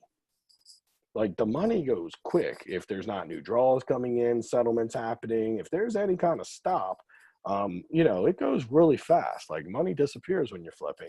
So, you know, where people think I'm being conservative, I'm really not. Like I'd like to see that number be more. And what I'm working on this next year is my magic number being a little higher, because I noticed that sometimes when it's not a little higher, I end up getting like, I end up getting a little stressed out easily because I end up buying too many deals. So anyhow, That's kind of the magic number concept. Check out Dave Ramsey. Mhm. Figure out what your magic number is for you and Jim. Like, what do you guys need that you're never going to be stressed about money again? I don't think you got to be wealthy. That number is usually much smaller than you think. You just have to have it in a place where it's not being used. So, like, a lot of times people will have 400. Like, here's a great story. My one student I work with for 5 years, he has about, I don't know, $3 or $4 million cash. Right. And I had lunch with him about 6-7 months ago. And he said, hey, man, I know where to pay for lunch. But like, you think you get lunch? Man, he's like, I'm really tight. And of course, we, our hour at lunch where we talked and kind of had a quarterly check in, turned into 2 more hours or another hour and a half at lunch. Because once he told me he couldn't pay for lunch, I'm like, dude, what's going on? He's like, oh, God. I know you told me I got to have my magic number and I got to, not buy this and not buy that. But I've went a little crazy. And I'm like, what do you mean you went a little crazy? He's like, dude, I even got a hard money loan recently. Oh, you got a hard money loan? I mean, you realize you got like $4 million cash and you're getting a hard money loan. And the guy does like 20 houses a year. I'm like, what's going on? He's like, I've bought everything. I just didn't say no to nothing. He's like, I went through this drought where, I wasn't really following the systems and I got a little desperate and I started couldn't find a deal for a month or two and I overreacted. Next thing you know, all these wholesalers started sending me stuff and I bought it all. And I'm like, you bought it all? He's like, yeah, I was going to scale up. I'm like, we never talked about you scaling up. He's like, I know. He says, this is why you're around, because I think crazy shit. And he's like, and I'm like, scale up. Like, we need to scale up for a guy who makes about $1 million a year. All right. I mean, he don't need to scale up for what reason? Like, you know what I'm saying? Like, what are you scaling up for? I mean, I've already watched him in the time we've worked together. He's went from having like 2 million in the bank to 4. And it's just in a couple of years, like 4 years, 5 years. It's pretty impressive. But he literally is like tapped out and stressed out financially, and he has 4 million cash, but it's not in his pocket and it's not in his bank where it belongs. Now, he does not respect the magic number at all, because he, lives in a 5,700 square foot house on the waterfront. He just built that costs like $1 million. He's got 2 kids. His wife and him just got divorced. So I'm sure that's costing him some money. Like, he likes to go out and gamble. He likes to party. He likes to do all kind of shit. So the guy spends money. And so with the money he spends personally and in his flip business, he needs a lot of money. He probably needs $500,000 in the bank, probably his magic number. But if he's got $500,000, he's buying deals. And not wisely, because now look at him sitting with 4 million and stressed out. Now I give you Delonte on the opposite end of the spectrum. Delonte probably's got 20-30K in the bank, but the guy could live on 20-30K for a year. So you think he could pay for lunch if he wanted to. I mean, he just isn't stressed. He never worries about money. Well, especially now he's kind of rich he has money. He's rich now because, he's getting paid $30,000 an episode. So he's really going to feel rich now, but he just doesn't, whatever he makes, he finds a way to live on about half of what he makes. That's great. So, and he was only making about 60K a year working for me. He wasn't making that much. He just loved working with me. It was easy. He honestly wasn't even working anymore. He'd taken my VA secretly and taught her how to do his job. Which I was cool with. It didn't matter. I was like, oh, you're manager, I don't really care. But see, when he left, it was like, didn't even matter. It was not even that big a deal. Other than I missed him, but it wasn't a big transition because he had built so many cool systems around it. So I'm telling you that story because money is relative, right? It's a matter of how you use it. You don't need, like a lot of times we think we need to be wealthy and rich in order to not have money struggles. But if you chose, what you could easily do is say, how much money am I bringing in? And what would it take for me to cut down my overall spend so that I can create a difference between what I'm making and what I'm spending? And if you were to say, let's give an example, someone making 100K a year and living on 110, that was me a long time ago. All you'd have to do is start living on 70. Now, instead of creating 10K a year in debt every year, because you're spending more than you're making, you would pay your debt off in a couple months. Your credit cards be paid off very quickly because you're creating a big difference between what you're spending and what you're making. And then every year you'd have 30K in the bank. So if you're in debt, to go from being in debt to having 30K in the bank feels life-changing. And if you do that for a couple years, you might have 100K in the bank. And now if you're living on 70K a year and you got 100K in the bank, do you feel like you're sleeping well? And that's somebody just making 100K a year. The reality is most people don't believe they can live on less. We all have been trained to live to the fullest. instead of saying, you know, what would it take to live on a little bit less? I can tell you that when I cut costs, I barely even, like, my life rarely ever changes. And I can cut my costs so dramatically. And, you know, it's never like I'm not eating or not going to the movies when I want. It's just like I'm not just doing stuff that's stupid, that don't make any sense. You know, maybe I get to go on a cheap cruise, which is fun, or you can go to Disney World, which costs like $1 million. Apparently, you know, it's super expensive. Like, maybe just skip a Disney World once a year. I mean, all those little things like that could be that, you know, it's not like I could take $5,000 and travel 3-4 different places. I can take 3 vacations. You know, so, you know, there's always a way to do things more affordably. There's always have one less car, a little less house, a little, you know, a little better payment, cut off cable that you don't watch. Like, by the way, it just reminded me, I cut my cable off. Freaking got cable like a year ago. I've never turned it on. I've been paying for it. It got me again. Didn't have it for years, and then it got me up when I got that really high speed internet for these calls, and they were like, oh, well, it's virtually the same price, and which really ended up being like 30 more bucks a month. And but I never turned it on for 30 more bucks a month, so I'm basically just wasting $30 a month. Well, we've gotten our spending down to a minimum, really tried to simplify our lives. So we've kind of got the spending under control, but I do have my debt from my previous real estate investing with mentors that, didn't pan out. So once I get that paid off. Take your time with that. That doesn't have to happen overnight. When I got into flipping, I had 110 or 115K in debt through like just dumb things, like living beyond my means. You know, I made about 110K, 15K a year for many years. And then when I stopped doing the work and I started charging more and becoming more of a business, I actually made less because of all the overhead and cost. So the problem was I didn't stop. Kept living on 110K a year, even though I was only bringing in 85. And that took a few years. Next thing you know, I'm like over 100K in debt. And so when I got into house flipping, it did take me because I didn't feel like I had to pay it off right away, because here's the thing, you want to be respectful of cash. So what you wouldn't want to do, let's just say you have 50K in debt you need to pay, or 100, whatever it is, 100 for 25. Oh, it's nothing. It's easy then. That's simple. But what you wouldn't want to do is, like, let's say first deal you make 25, you wouldn't be like, let's just pay it off. I just want it off my back. Just pay 10K towards it. On the next deal, pay 5K or whatever, and just pay it off over time. Be patient. I paid off my 115 or 110K over like 2 years, because I knew that, like, I had to keep cash to keep running my business, and I didn't want to pay that debt off and have that off my back, but then not have cash enough to stay smart and stay lean, right, and comfortable. So I'm glad you told me that, because that's what I was going to do with some of the profits from Powhatan Beach, is just pay all that off. Well, depending on how much profit you have, obviously, but just look at the money, look at what you might need it for, and then selectively every deal you do, if you send 5 or 10K to it, that money would be paid off very quickly in 6 months or a year. But make sure you've got cash to run the business. Make sure you've got some bill money, because he always will tell you, and this is what I loved about Dave Ramsey, he's going to always tell you that if you don't have an emergency fund, don't pay your credit cards down. So he believes in creating that first. And I have to say, I 100% agree with him, because you can't make good decisions when you don't have an emergency fund, when you're like one bad event from being broke.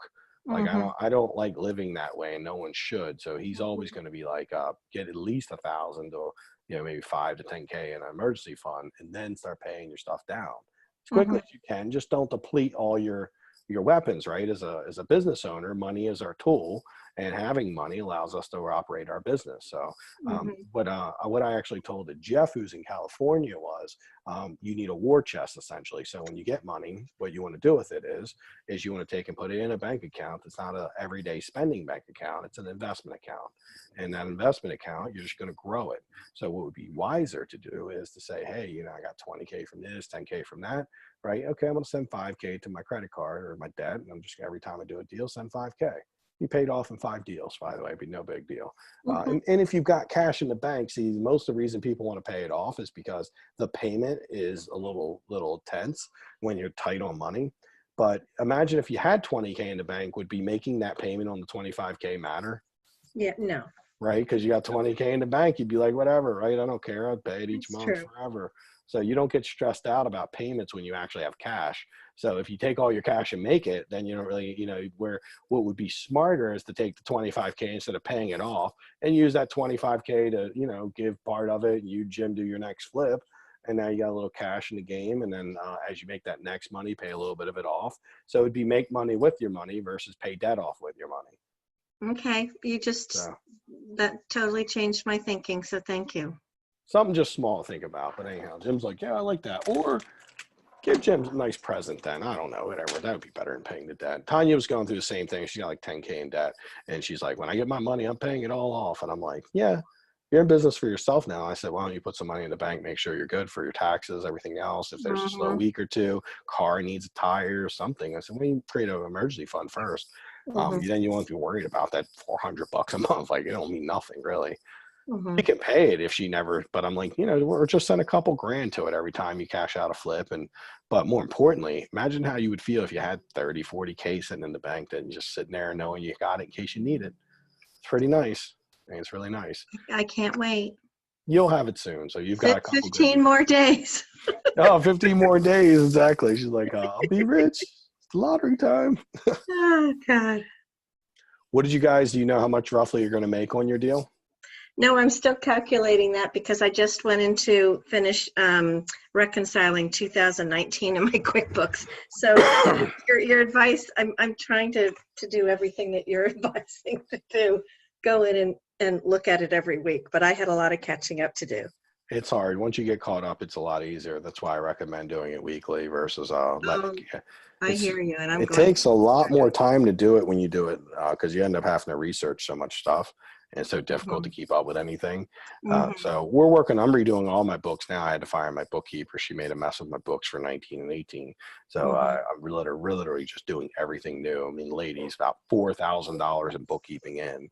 And she's saying, I'm close. And I'm like, crazy. You're like driving me crazy. Like, it's like bleeding me dry. But that's how bad the bookkeeping was. And it's my fault because no one's ever anyone else's fault when I don't pay attention to it. I just hate bookkeeping in general. And this person was confusing me.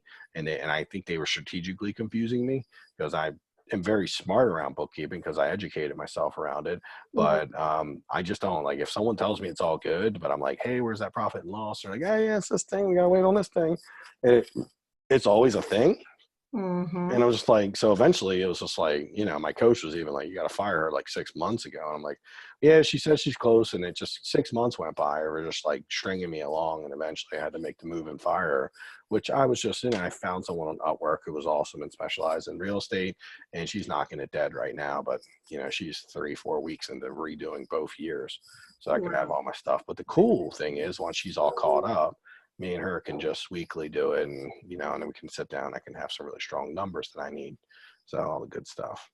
Well, Jeff Cohen has a woman who helped me just pull out all the information I needed for contractors so I could get out my 1099s. And so all I really have left is to go back and just do, materials and weird kind of stuff, BGE bills and things like that, just assign them to the different houses. Okay. So I'm almost there. I'm halfway.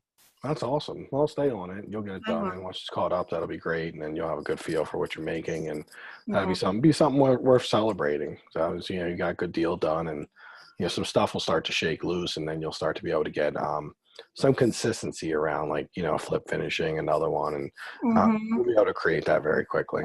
Yeah. Keeping on a time schedule is what's killed us. Oh, good. Well, that's going to be easily fixed. I hope so. Well, when I say easily fixed, I mean, obviously you're always got to work hard with these people and nothing's instant. But if you were taking a really long time, which I think that's what you're saying is it wasn't like, I'm sure we're not talking about like we thought it was 2 months and it turned into 3 because that's probably not worth complaining about. No. But like if it's like we thought it was 2 months and it turned into 8, yes, that's easily fixed. Good. I know. Yeah. When you're following the funnel and you're there, you're working hard on it. Like, something takes you 3 or 4 months. It feels like forever. Yeah. But what I was telling someone earlier is that I've seen in my past, if I go over my last couple hundred deals, my worst deals are the ones that are more like 7 months plus of ownership. So what we want to protect against is like what you're saying, is stuff that took way too long. Oh, it's painful. Yeah, it's super painful. The bill gets crazy. It's pretty impossible to make money when you take that long with something. You do these days, there's, like you're probably making out better because you took forever to do the waterfront, because the values went up probably outpaced the spend, because but that's not something that normally happens, right? I mean, normally the spend's killing you, and potentially if there's any decline in the market, it would be bankrupting you. So I had a situation 2 years ago, roughly 18 months ago, PG County, we're building our new team. We had too many flips going on, and we had a flip take 7-8 months, which was like insane for me. Like it take 7 or 8 months, and I didn't even know like it was happening. My project manager was kind of like shoving it under the rug, and I didn't have my system that I put in. I actually built my system based off of that deal, where I was like, I check in every week on his schedules. Like, it just was kind of like, he's been 600 flips with me, right? So sometimes I'll just leave him alone and just be like, it's all good, right? And he'd be like, yeah, it's all great. And I'm like, I don't even know there's a flip that's taken 7 months, because like he'll just be finishing flips, right? He'll leave one just sit in the corner by itself while he's finishing others like clockwork. And I'm like, what happened to that one? He's like, oh, I'm waiting on this lady or something. I'm like, okay, cool. And then 2 months, like, oh, I'm still waiting on her. This thing. And he's just, what he does, he'll crush everything except for one. And that one took 7 months from start to finish, and almost 8 to 10 months from, ownership. It was the only scenario. I ended up making 80K on it because the market went up so greatly. The market went up so greatly that it just was one of those situations where that happened, which is similar to probably likely would happen for you on your waterfront. Your market is clearly went up in a year, 18 months. It's just up. But that doesn't normally work that way. So you don't ever like, yes, I got lucky on that. But if I'd have made nothing on that, it's what I kind of deserved. I didn't deserve to make 80. I actually deserved to like break even or make no money because of the time it took. And but because of the market, I artificially got rewarded. So I am very real. I'm very like, thank you, flipping gods, like for giving me a little win, because I've had enough of them where they've taken 8 months and I broke even or lost 10 grand. I've had enough back in the day when things weren't as good, where like I got penalized to the fullest for that. And but I still remember, I'm thankful that I made the money, but I don't want to make it a thing. So I took it really serious that it took 7 months to do that flip. And I was like, all right. And that's when I started building out some strong systems around just, because if you looked at 10 of my flips, you'd be like so impressed with 9 of them. And they'd be like, what happened to that redheaded stepchild? Like, what's going on with that one? And it's just I found my uncle would have little leaks, and now I have a system to make sure that doesn't happen. So we've got a complete, like, if anything that's why the 7-day flip was invented, by the way. Because whenever something starts to take way too long, like we own it 3 or 4 months, we literally will stop every crew I have, and I'll take them to a house and let them finish it. If that's necessary, not to take 7 or 8 months. Because what I've found, went into a deep dive research, is over 300 deals. I found that on over 300 deals, that the common denominator of those deals was that they took a really long time, the ones that didn't make money. That was one thing that was conclusive. I have 0 deals where I broke even or lost money that I finished in under 4 months. That kind of crazy to hear that? Like not one single deal that had an awful result that I finished in under 4 months. And 4 months ain't super blazing fast, but it's fast enough that if you can do a house in 4 months, that you're not going to lose a ton of money. So essentially, I want you to think of like finishing a house in 4 months as a way to protect yourself. That's how you protect yourself from losing big chunks of money, is you taking, Hallelujah. That would be super blazing fast for us. That'd be a dream come true. Yeah, that's my goal. And that is, but I obviously know you guys were taking on really big rehabs too, by the way. So it's not like you were doing a 60K renovation, and those renovations take longer no matter what. But a 60K renovation can be done in 6 weeks, 5 or 6 weeks, or it can be done in 4 months. And there's not a huge difference between, like, if you did it in 4 months and I did it in 5 weeks, and we both reached a 60K budget. Your profit would be very similar to mine. It wouldn't be enough worth talking about. It's not like I'd be over here. It's not like I'd be in a yacht and you'd be broke. Like, I mean, it literally is a very small difference. Now, you start taking 8 months. The problem with 8 months is another thing that comes with it taking like 6 to 8 months.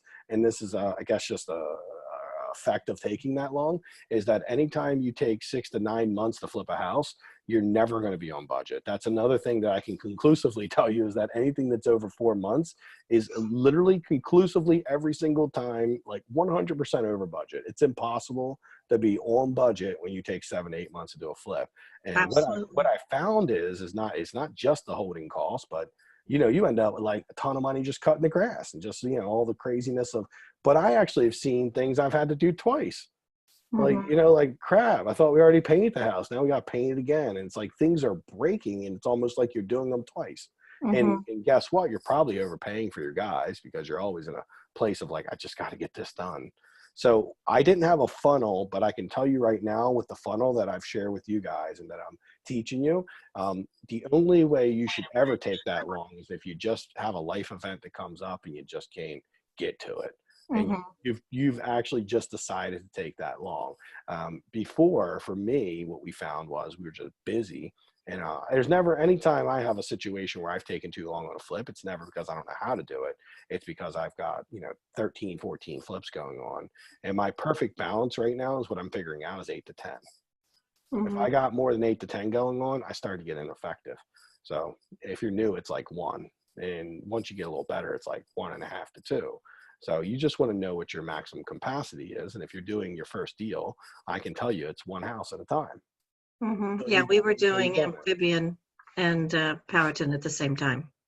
That's always tricky, yeah. It is, and it was, and yeah, we're starting over. Well, you're good. You'll make good money on your new stuff, and that's always awesome. So I'm excited for you. Well, awesome. You got a lot of cool stuff going on. Seems like we've got some other people in.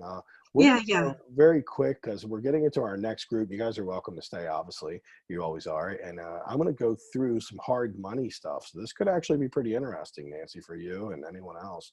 I've got some hard money HUD ones that I want to go over for David, Ashley, Marlo. I know they weren't on the call earlier. Steve might have been. And I want to talk about some of the fees and stuff that, and I want to make it like 10 minutes and I'm just going to do open Q&A. But what I've noticed is, so just to give you guys some hard money overview, there's a lot of different versions of hard money, but when we talk about, Nancy was saying, like, I want to learn more about my financial stuff and get really financially educated. Well, hard money is actually one of those things you got to be careful about because there's people that kind of give you stuff that don't, sounds really good. Like, hey, yeah, I'll give you 10 and 2. But I got $2,000 in junk fees I'm going to add on, and it's a 6-month loan. If you take 1 day over, I'm going to charge you 2 points, right? That's expensive, right? And I want you to put a ton of your cash in because I'm going to give you a low appraisal and then make you put 40K cash in. So now you ain't even got the money to do the rehab and, or do your next rehab or, or be able to do 2 rehabs at once, once you get to that point. So the reason they'll give you the best number often is because they want you to be overextended in the deal. They're doing that because that makes them safer. But at the same time, what a lot of hard money guys aren't smart about is they're not striking that really good balance of making sure you're not broke. Because if they take too much money, yes, they're safe, but not really. Because if you ain't got the money to do the flip, then how's that going to work, right? Got to have the money to do the flip. So reality of this whole thing is that, right? You got to have the money to do the flip. So what we're going to focus on and looking at the HUD one is just looking at some of the different fees they charge, talking through that, looking at some different stuff for that. For the most part, what we've seen, and we did this earlier, was, and let me pull up the stuff and I'll show you guys. We'll just go over a couple important things. But we just want to pay attention to all the math. I was telling Nancy, she's working with a lender now who only usually works with people who've got a couple deals under their belt. And that lender only does, he will only charge you for the loan, which is the purchase price, but he will not charge you for the renovation cost until you use it, which I'm really excited about because if you understand finances, he charges 10 and 2, but effectively it's like he's charging 8 and 2. He also only charges 500 or 750, I think. I don't know if it's 750 or 500, but in total like fees, and that's just literally not going to him. It just goes right to an attorney to do the paperwork and everything. So he's not making any money on that. Where like we seen Washington Capital was charging 1,500, which isn't too bad, but it was more. And they're charging on the renovation before you ever take it, which is standard, by the way. And they, depending on how long they have it. So we actually found out that a lot of what they would do was not very bad. So no complaints about them. They're actually a pretty good company. The main reason though we had to put them under investigation is because Gloria was like, I don't like what they're doing, and some things seem more expensive. And I was like, you might be right. So we had to put them under investigation to find out. Come to find out, they're pretty stand up, and they deserve it because what they've done to a few students recently, like Darshan and a couple different people, and I think Les and Darshan, is they told them one thing, and then eventually, after I told them not to accept that offer and go get it from another person, they came back and gave them a much better deal, which I feel like is a little shady when you do that. So I kind of like need to talk with them and just be like, hey, I need standardized pricing for the group, because I don't want you guys have to go fight with them tooth and nail for reasonable pricing. So Gloria said it was okay to share these. I don't know if she's on the call, but let me make sure you guys, I forgot, I gotta make sure you guys can see my screen. 1 second.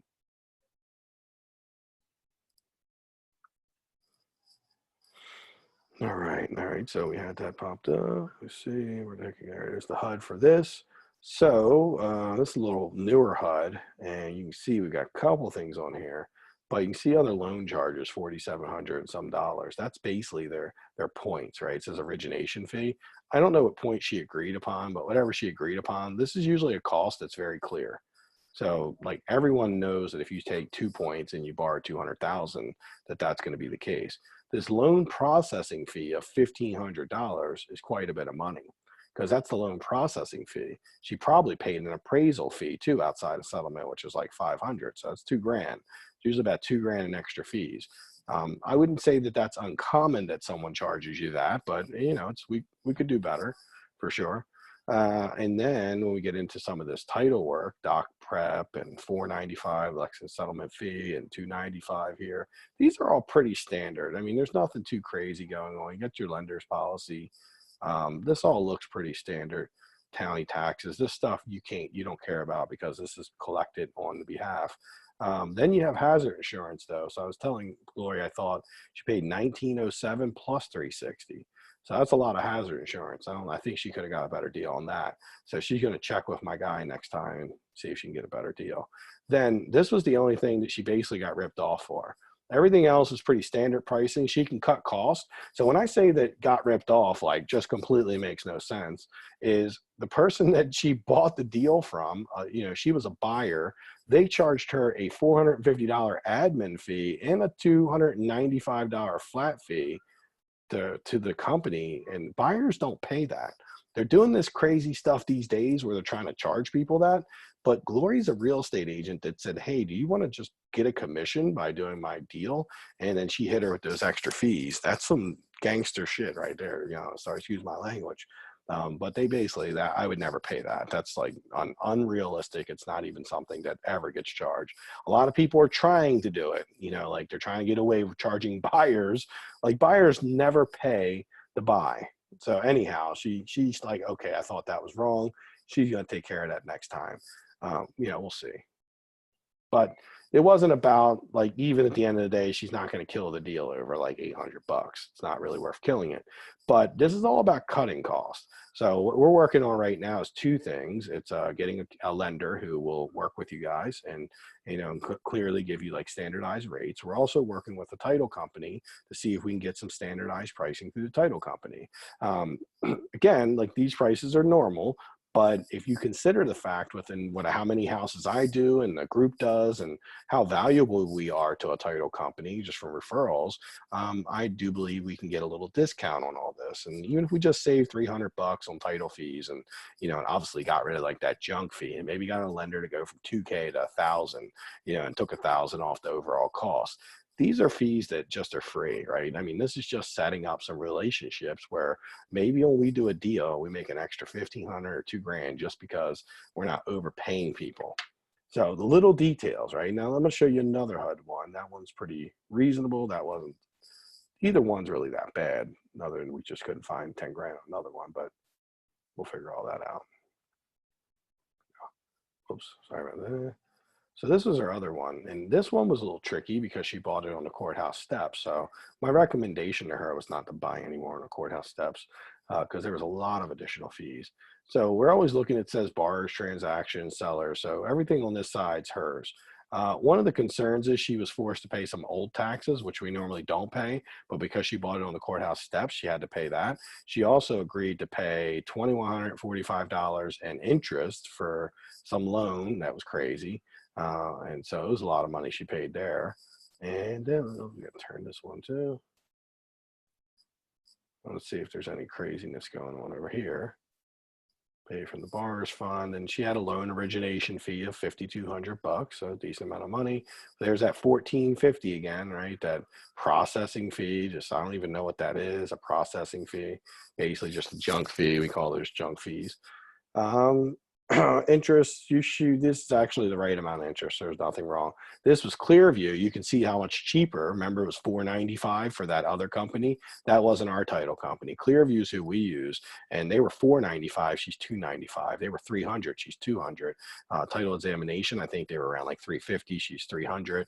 I think that was $50. She's $30. Doc preparation was $200, $125. It ends up being, a little cheaper. So title insurance is about the same. That was total between the two. Title insurance is pretty standardized, by the way. Usually they don't usually charge more. They charge a certain amount. And then all this stuff was state transferred. No one controls that. She did pay $150 in a survey fee because that's her choice, by the way, because it actually says survey, reimbursement LLC filing fee, whatever. So case copy. You know what? This must be case copy 150, then assignment fee 2,000. So you can see some of these fees, all these like case copy reimbursement, all these are all more courthouse steps things. But the title company gave her a decent deal. I think I can get this deal to be better, but we'll see. I'm going to talk with them. So you can see just in like this deal versus the other deal, like the overall title cost probably at least $300 to $500 cheaper. And they didn't have that stupid like $800 fee from the agent. So, this deal she did with our title company versus that random title company saved quite a bit of money, which I don't really know why she did that deal with that. I don't know why the guy she bought the first deal off of, well, actually, he's the second deal. She bought that off someone else, but so she must have just used the buyer's title company. Always beware when the buyer's like, you got to use my title company. First thing you want to say is, cool, man. As long as the fees don't go over X dollars. So as long as the fees aren't over $1,000 or something like that is what I would say. Fees are over $1,000, you'll take care of the rest. If not, I can go to my title company. If you want me to use yours, I don't mind doing it, but I'm not going to pay exorbitant fees. Because I've had times where I like use my title company, it's like $2,500 to settle when I can get it done for $1,000. So I just, I know they're not getting kickback, but when I'm paying for it, it seems like everyone's pretty wide open when the bill's on you, right? You got to make sure people aren't spending your money for you incorrectly. Title fees and all that, you can see there's $300 to $500 difference just in the title fees. And there was a couple fees that with Drew, who is actually Dave is his partner, and Dave used to be my acquisitions guy, so somewhat of a student and someone I worked with me for about 4 years. So they use the right title company. You can see no admin fee, $800 there. So she probably saved $1,300 on that second deal just by using the right people and not having those stupid fees on that shouldn't have been on there. And that's a small amount. I mean, it sounds $1,300 is $1,300 though. So it's all about just knowing when we should or when we shouldn't spend money. So HUD ones are tricky, but when you're new, you can always look online, YouTube, go through HUD one. Micah, who is one of the higher end students, I'm talking with him now about going through the HUD ones for us because that's what he does for a living. He's like a title settlement person. So he might be able to go through and give us even a higher level of what all those things mean and what they should be. So he did say he would do that for us. So I'll ask him when he'd be open to doing that, even if he just does a recording or maybe he wants to do one of the trainings. I know you guys would probably find some value because anytime you're settling a house, just know what's right, what's wrong, fight for the stuff that's wrong, and don't worry about the stuff that's right because there's going to be a lot of fees on when you settle a house, but we just want to make sure we're not paying fees that we don't need to pay. Q&A. Let me stop sharing and see if anybody has open Q&A or anything, any questions I can answer.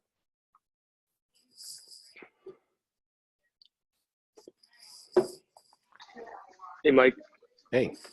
Hey, what's the standard length of the loan term you're looking for? 12 months. 12 months. Okay. What do you have in yours, by the way? I think it was actually like a 6-month loan. For Pimlico? Then, that's great. Yeah, for Pimlico. Yeah, and then I gotta pay I think it's like $1,000 to extend, but I'm not sure how many more months. For I don't know, so 1,000 Yeah, and I'll loan size. I mean, yeah, probably a couple months. A couple months. Okay. I mean, usually. I think that's due. It's usually like 3 months or something. So Marlo just made a really good point. Sometimes people try to do 6-month loans. Well, effectively, if someone gives you a really good rate and they tell you it's a 6-month loan, know that 6 months ain't long enough. Like when you're new, especially, like you're gonna be up against it with 6 months. It's gonna be tight with selling it and everything. So personally, I wouldn't agree to 6 months. Years very standard. 10 and 3. And 10 and 3 is high, by the way. The 10's good, the 3's high. So normally we're looking for like 12 and 2. I'm talking with someone I'm meeting with next Friday, and he said he's 12 and 2. But what I like about him is he's a little lower on the junk fees. He's willing to lend. He said if the deal's really good, he would be willing to lend 100%. So he's open to having some people in with less money. He seems more on the deal, and because I don't care about 12 and 2. I don't care about 12 and 3. What we do care about is the tactics, right? All the tactics that make you just make you spend more money with them, because they're already getting enough. And we want to do a deal knowing what we're signing up for, which what I dislike with lenders is when they do a lot of stuff that causes you to spend more money with them. Like a 6-month loan means you are going to not make that date quite often when you're new, because you just don't know. You sell the house, something falls apart, and next thing you know, you got this problem, it's costing you money, and then a lender's also knocking on the door and asking for money.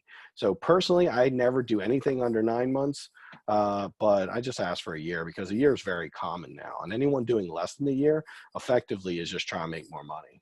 All right, they're just trying to make more money. So I think personally, I mean, yes, they did lend you a decent amount of money, but I think they're part of the problem too. Like they made you pull permits on a house I probably wouldn't have pulled permits on. They just made you do a lot of stuff you normally wouldn't do. So I just think that like overall they charge you too many points. I'm sure if we looked over your HUD, there's probably some stupid junk fees on there. They did 6 months, so you're likely going to be paying extension fees, which it ain't the end of the world, but it's a nickel and dime situation. And honestly, I think they're too all in your business, right? They're like kind of like good lenders will just come out and give you your draws without like driving you nuts, nickel and diming you and picking you apart. And they just seemed they seemed a little burnt, like they got burnt before and they're like all of a sudden like a battered woman or something who's in a shelter. Like you don't want to work with those kind of lenders. You want people, Yeah. Dude, you're good, man, here, that are reasonable. Because whenever you get with lenders like that, man, they run you through the ringer. And I'm sure you're probably feeling that a little bit, but I'll work out a good relationship for future reference. I'm meeting with multiple people, and I'm trying to find someone more local and more, ability to kind of, like if you're nationwide, the best nationwide company is Lending Home, but locally, I'm trying to find someone that can work with us who just, know that people who come from this group are well trained and will be well planned out and thought through and give you value for that. Because, yes, it might be your first flip, but not to say, like, I'm sure you're outperforming a lot of his other people. He's got people, he's like, oh man, they get in, they can't finish, and they're not doing all this, and he's done 5 flips, and then they just fall apart. And I'm like, cool, Marlo's not doing that, is he?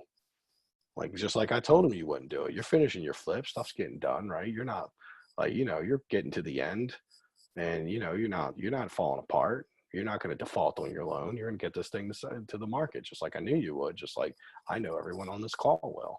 If you're in the program, we're working together and I'm pushing you and showing you what to do. There's no reason for you not to get finished. The only time people don't get finished and they fall apart is when they get put in situations that are just, there's no positive way to get out of it. I mean, there's sometimes situations that are just extremely difficult to get out of because they've really put themselves in a corner. I won't let you guys get in a corner like that. That's my promise to you. I'll make sure. Well, I can't stop you from getting in a corner like that, but if you're listening to what I'm saying, you're asking my advice, I can certainly give you advice that will keep you out of those corners.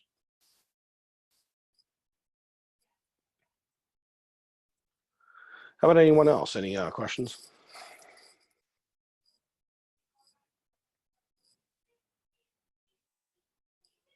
I do have a question. Steve, are you there? Can you hear me? I just wanted to see how everything was going on your flip.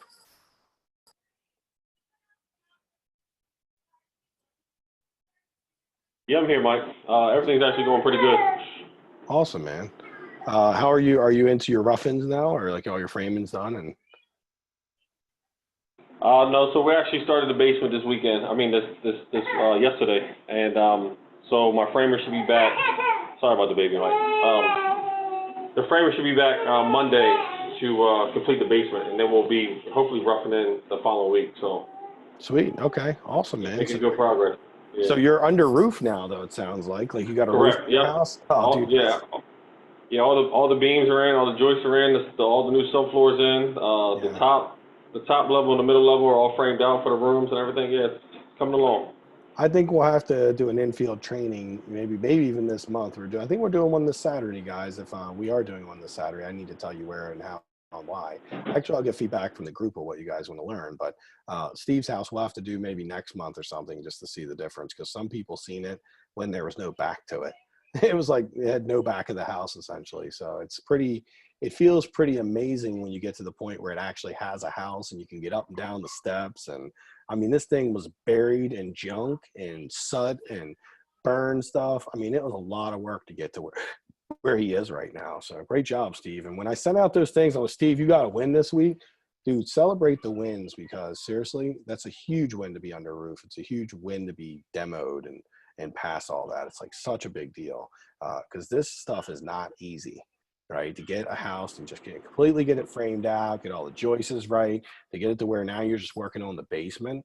Like, that's a huge difference, man. Like, I got a house that I bought, that super mold house that you guys like, that we seen in the last infield training, and the super mold house, like literally, I don't care, Gerhard, did you see the super mold house? I think you feel like you were with us, but I'm not sure. The super mold house, like I bought that, and when we got to the point where it was like just all framed out, gutted, framed out, roof back on it and all that, man, it just looked great. And it like, oh, this felt easy from this point on. So once your basement's done, you're all framed out, man, the house is there's almost gonna be this level of like, it feels a little bit easy now because you've been through some hard stuff. And in comparison, everything feels easy.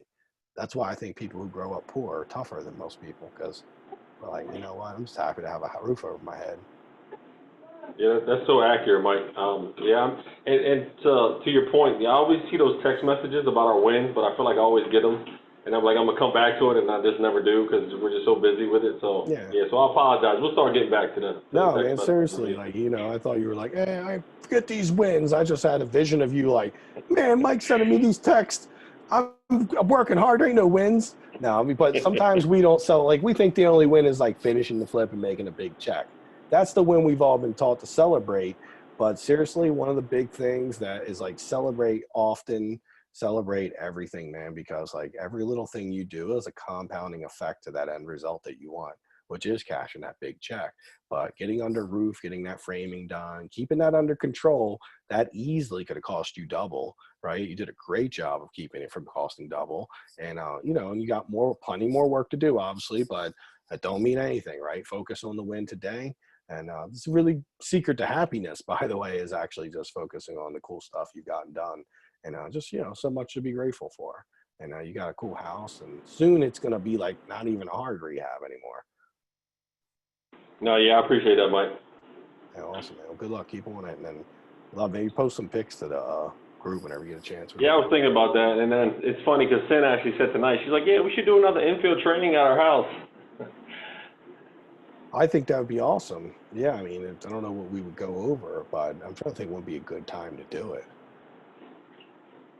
I don't know. We'll think about it. What do you guys want to learn about in the group? Like, what this Saturday is our infield training. What is like something we always, I mean, I don't care. You guys dictate what we learn about. I'll teach you anything. You guys want to go to the zoo, we can talk about animals. I mean, I don't care. But as long as it's like something to do with how they, you know, ants build houses and the foundations of it, so I can relate it to flipping at some level. But normally what we like to train on is a couple things, right? One is going out looking for deals and going out MLS, searching deals, estimating, which I think is a really high value thing to learn, because obviously that's how you're going to get deals. And there's decent enough people in the group who are looking for deals soon.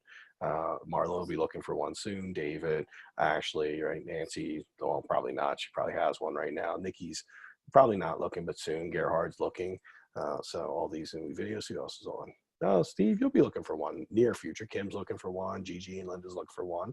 So I already think I answered my question, but let me know if you agree. Do you guys think we should do a infield training like an MLS? We'll do an MLS search on Friday and then go see some properties on Saturday together, and then analyze them, make an offer, and try to just see the way the process works. Maybe we'll just go see like 2 houses or something that we find on the MLS. Yeah, that sounds perfect, Mike. Cool. Awesome, because I'm looking at the group who's here, and forget the people came at 12. They're all doing flips apparently, so they probably care more about flipping stuff. But we have the last couple times talked about design flipping, and I want to kind of keep a balance. Okay, cool. So that'll be then. What I need to do is hit the MLS, and unfortunately, I can't give you an address for the MLS properties until Friday, and I'll put it on the Facebook group. The reason I don't want to give it to you too early is if I do it now, and they might be under contract by Saturday. And it would change. So if I do it Friday, we should be good that if I get the code Friday and all that. So what I'll plan on is Friday morning, I'll do a video and I'll just be like, here's our couple properties. I'll post that video up to the Facebook group you guys can watch. And then what we'll do from there is I'll be like, here's our address. We're going to go see this property at X time. From that property, we're going to walk through it. We're going to figure out the layout. We're going to figure out a quick budget. We're using our quick line item, and then we're going to do an offer on it. And we're going to leave that house saying, okay, we can offer this much on it. And then we're going to go to a second house and do the same thing. So hopefully there's two houses. There might only be one. Last time we couldn't get out of the first one because it was actually a really good opportunity. So and that might happen this time, but that's up to you guys. We ended up spending more time at the one house knowing that it was actually a pretty good deal. They wanted like 130 for it, and we were willing to pay like 130, 135 as in Lenticombe. I don't know why we didn't get it. We should have got that one, but it was like some weird stuff going on. The guy actually come back and said after I offered 135, he's like, you're going to need to be at list to win this. And I'm like, I'm 5K over list. And he's like, oh, you are? I was like, yeah, does that mean I'm going to get it? And he's like, oh, let me get back with you. And that was all he said. And he left. I'm like, okay, this guy's weird. Something weird was going on there. And then he like, I don't know. Then it just set like inactive for like 3 months. Something super weird was going on with it, but that was like about 5 months ago. I mean, it was some in the summer, so that was quite a while ago. I remember Marlo was there and Steve, you said a member there, so you guys seen it. So we'll do that, and wherever the deal is. So I can't tell you guys where it's going to be because we'll look for where the best deal is. I will tell you that I'm going to be searching Baltimore County, AA County, and Baltimore City. So obviously wherever the best deal is, okay? And I don't care. I'll go wherever the best deal is for you guys. It don't matter. I'm not going to try to, because I live in Glen Burnie, so pretty much everything's pretty neutral for me. It don't matter if I got to drive 30, 40 minutes, but I'll try to keep it as close to everyone as possible, okay? Because I think that's a really good one where we walk through, we look at it, and you guys just get to ask questions, and, we get to kind of break down the overall layout, figure out what we're going to do. Real time, if you guys are looking for deals and you got your financing in place and all that in place, then you could actually make an offer from there. I would hope that someone would make an offer. And we do the same thing, that same kind of training in our higher level group in our 3-day deal finding boot camp intensive. And like last time we looked at 3 deals. I got one, Rashad got one, and Robert could have got one, but he didn't want it. So he had enough houses at the time. So literally, like I think we could have gotten 3 out of the 4 we went and seen. So that's when you're looking at the right houses. Probably people looking at them too, because people can pull the trigger quickly. So cool. What questions does everyone have? How can I help? And I will do that on Friday and promise you first thing. I'm actually going to put it in my phone now so don't forget. Friday morning, I am going to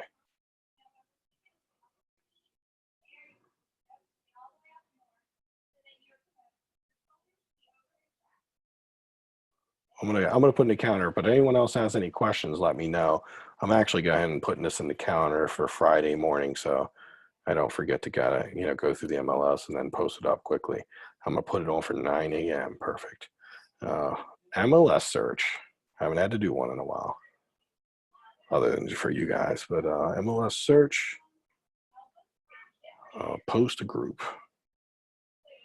You can watch it at your convenience. I would recommend that you watch it before you obviously come to the training, because the search will take maybe a half hour, 40 minutes, but you'll see how I did. You'll see my work progress of how I got down to the houses we're going to see. And I'm going to do the work to get the houses together, and I'm just going to video it so you guys can actually participate. You can see what's going on.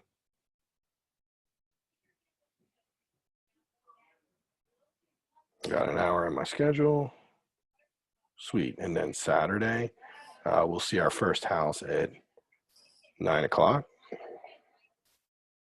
Put that in my schedule. Anyone not in the group at this point or doesn't have access to the group?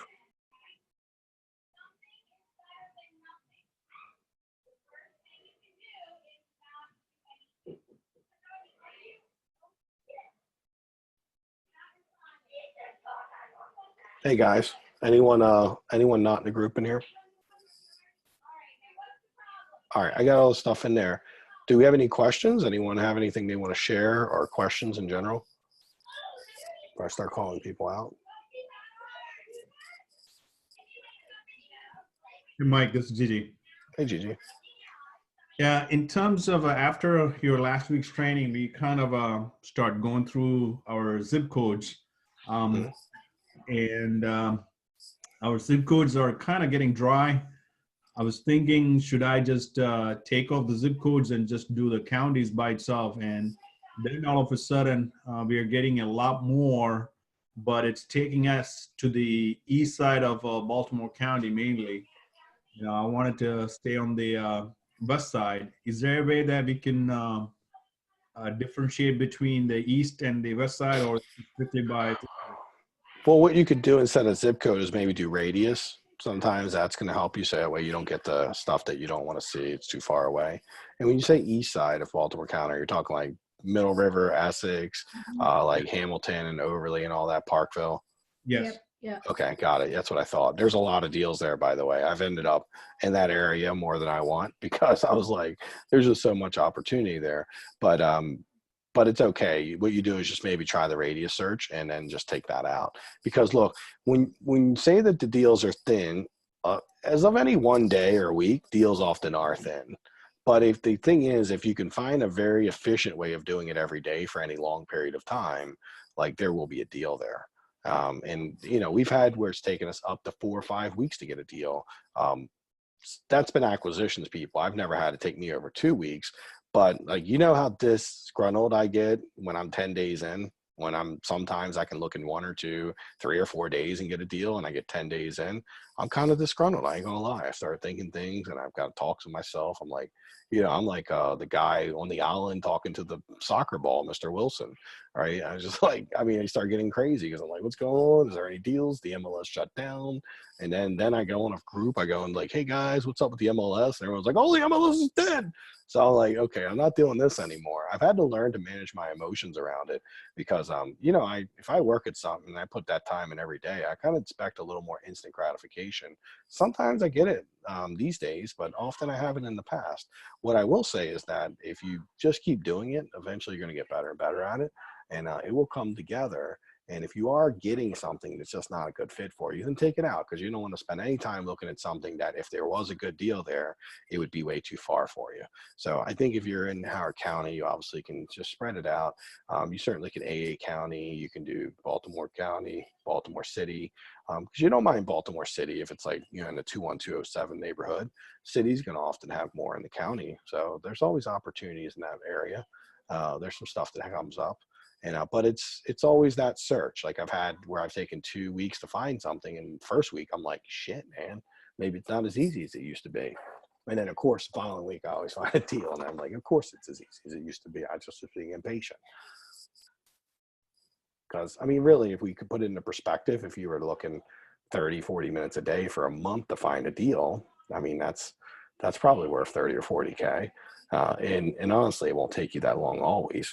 You know, if you were doing that work, it starts to have like a compounding effect.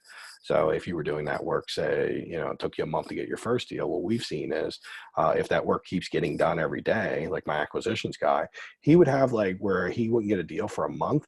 And next thing you know, in a week, he would get 2 deals. And then 3 weeks later, he'd get another deal. And 2 weeks after that, he'd get a deal. And it was kind of like the compounding work of like him consistently staying at it just started bringing a lot of deals in.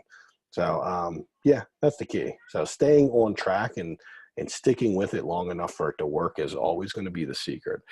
So just keep doing what you're doing. And I'm glad that you noticed that maybe just like a couple of zip codes ain't quite enough for the MLS, because it's a little discouraging because you could look at it for a long period of time and not see any opportunity.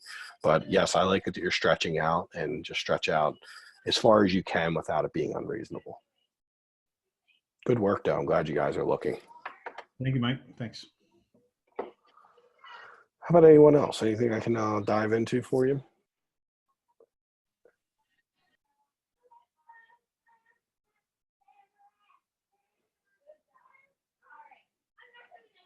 Yes. What's up? All right. They just called and they accepted our offer. So 135? Yep, 134. Oh, you got them. That looks good to me. I mean, so I don't know unless you want to do Marco Polo's, like go over the scenario, the two options real quick about doing a $3,000 is Nikki cleanup. on? Yeah, she's on. Hey, Nikki.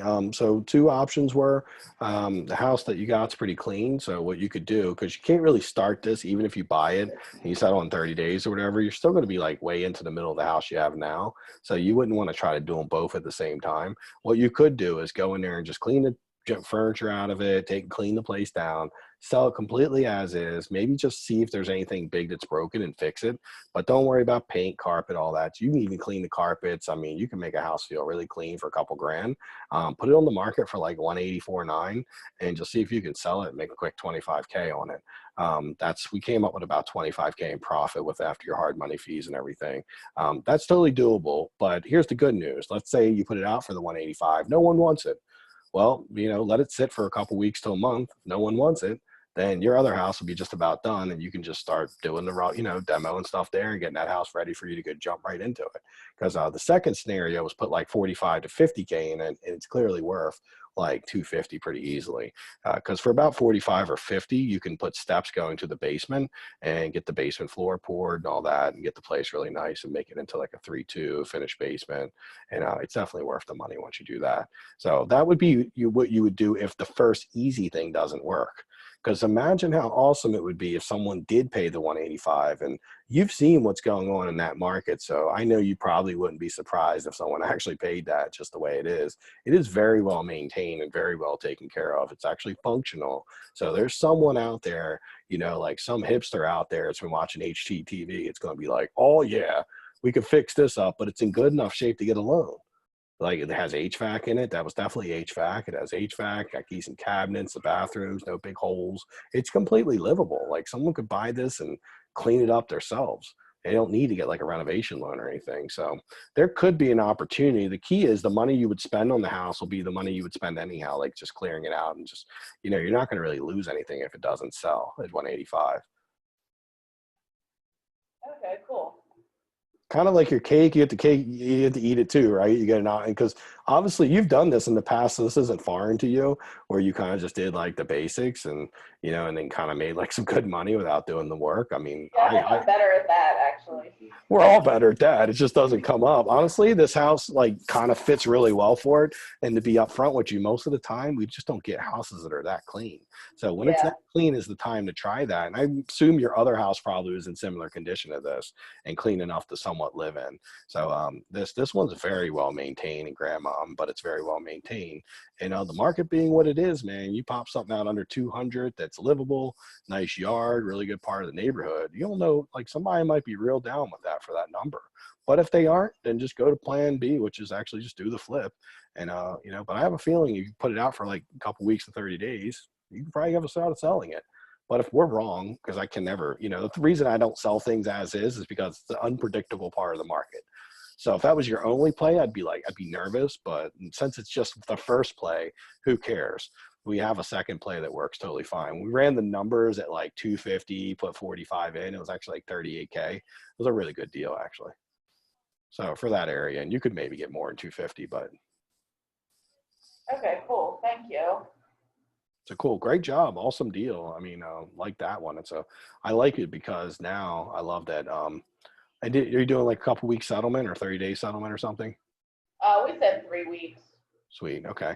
Well, I like it because in general, you don't want to try to start it because it could cause both houses to take a really long time and create some financial problems because now you got 2 houses and nothing's getting finished. But I love just stay focused on your house, keep doing what you're doing in Brooklyn Park so you don't let that one slide. And then this one can just sit for a month or something. It's there a month or 2. It don't matter. Like it's really nice to have your next house sitting and waiting for you. And, it just is, Molly. I mean, it's so cool. So if I get an opportunity like that, I'd be totally willing to buy that and let it sit for 60 days just because it's hard to find these, these Glen Burnie / Brooklyn Park, Linthicum. These deals are not easy to find. So, I mean, I wouldn't mind spending a month or 2 and letting it sit. And maybe you get to sell it and knock it out the park without actually having to do any work. And then you can find your next flip. That'd be Plus, awesome. it might be a little easier to sell it in the spring, right? I mean, if you were ever going to sell it for 185, yeah, this is the market. We're coming right into that market in 3 weeks. Plus, you spend like a week or so just kind of getting the stuff out of there, cleaning it up, put it on the market, letting guys stage it. Like, how mad you go in there and stage it? Michael Chow did this in Toronto, and he made like 40K on a deal. He went in and took it just like it is. He didn't paint it. He did nothing. His total investment was like $1,600. He staged it though, which I found interesting because when he staged it, it surprisingly made the house look amazing. He was showing me pictures, and I was like, dude, that place looks really nice. He's like, yeah, it's a shithole. It's like pretty bad. But I'm like, the staging made it look kind of like nice in the pictures.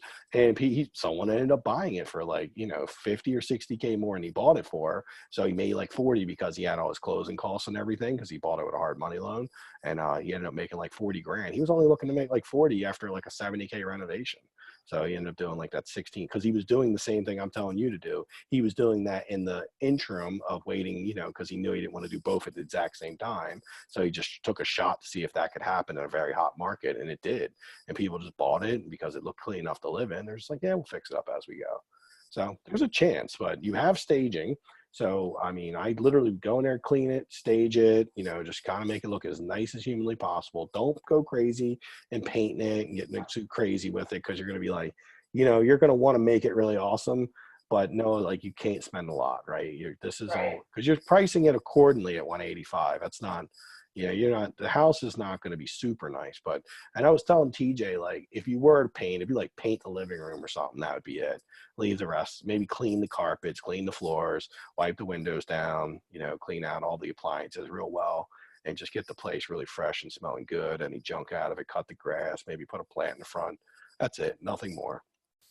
It should be done 2 people in a week, tops. A couple days even would be fine, by the way. Sounds good.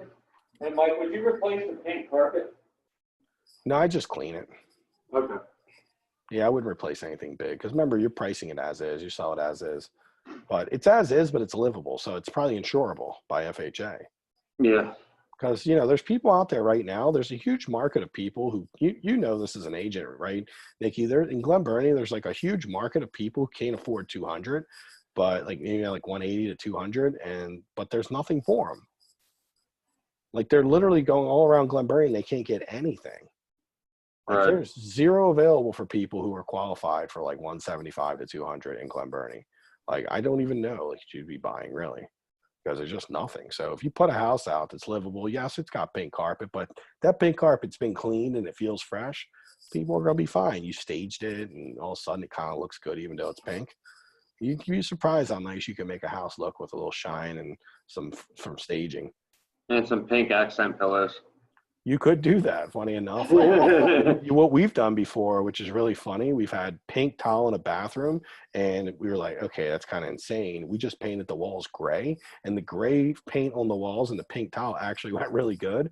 And almost like brought it back to date a little bit. Like people are just like, oh, it's not too bad, right? It's never going to be a rehab. We're not comparing it to that. But there is a big crowd of people that don't have a lot of money, and they're going to be appreciative. I think I'm right on this, but we'll see because again, no one's the master of that market. I can be the master of the 250 and tell you'll definitely get that. No problem at all. I can guarantee that almost.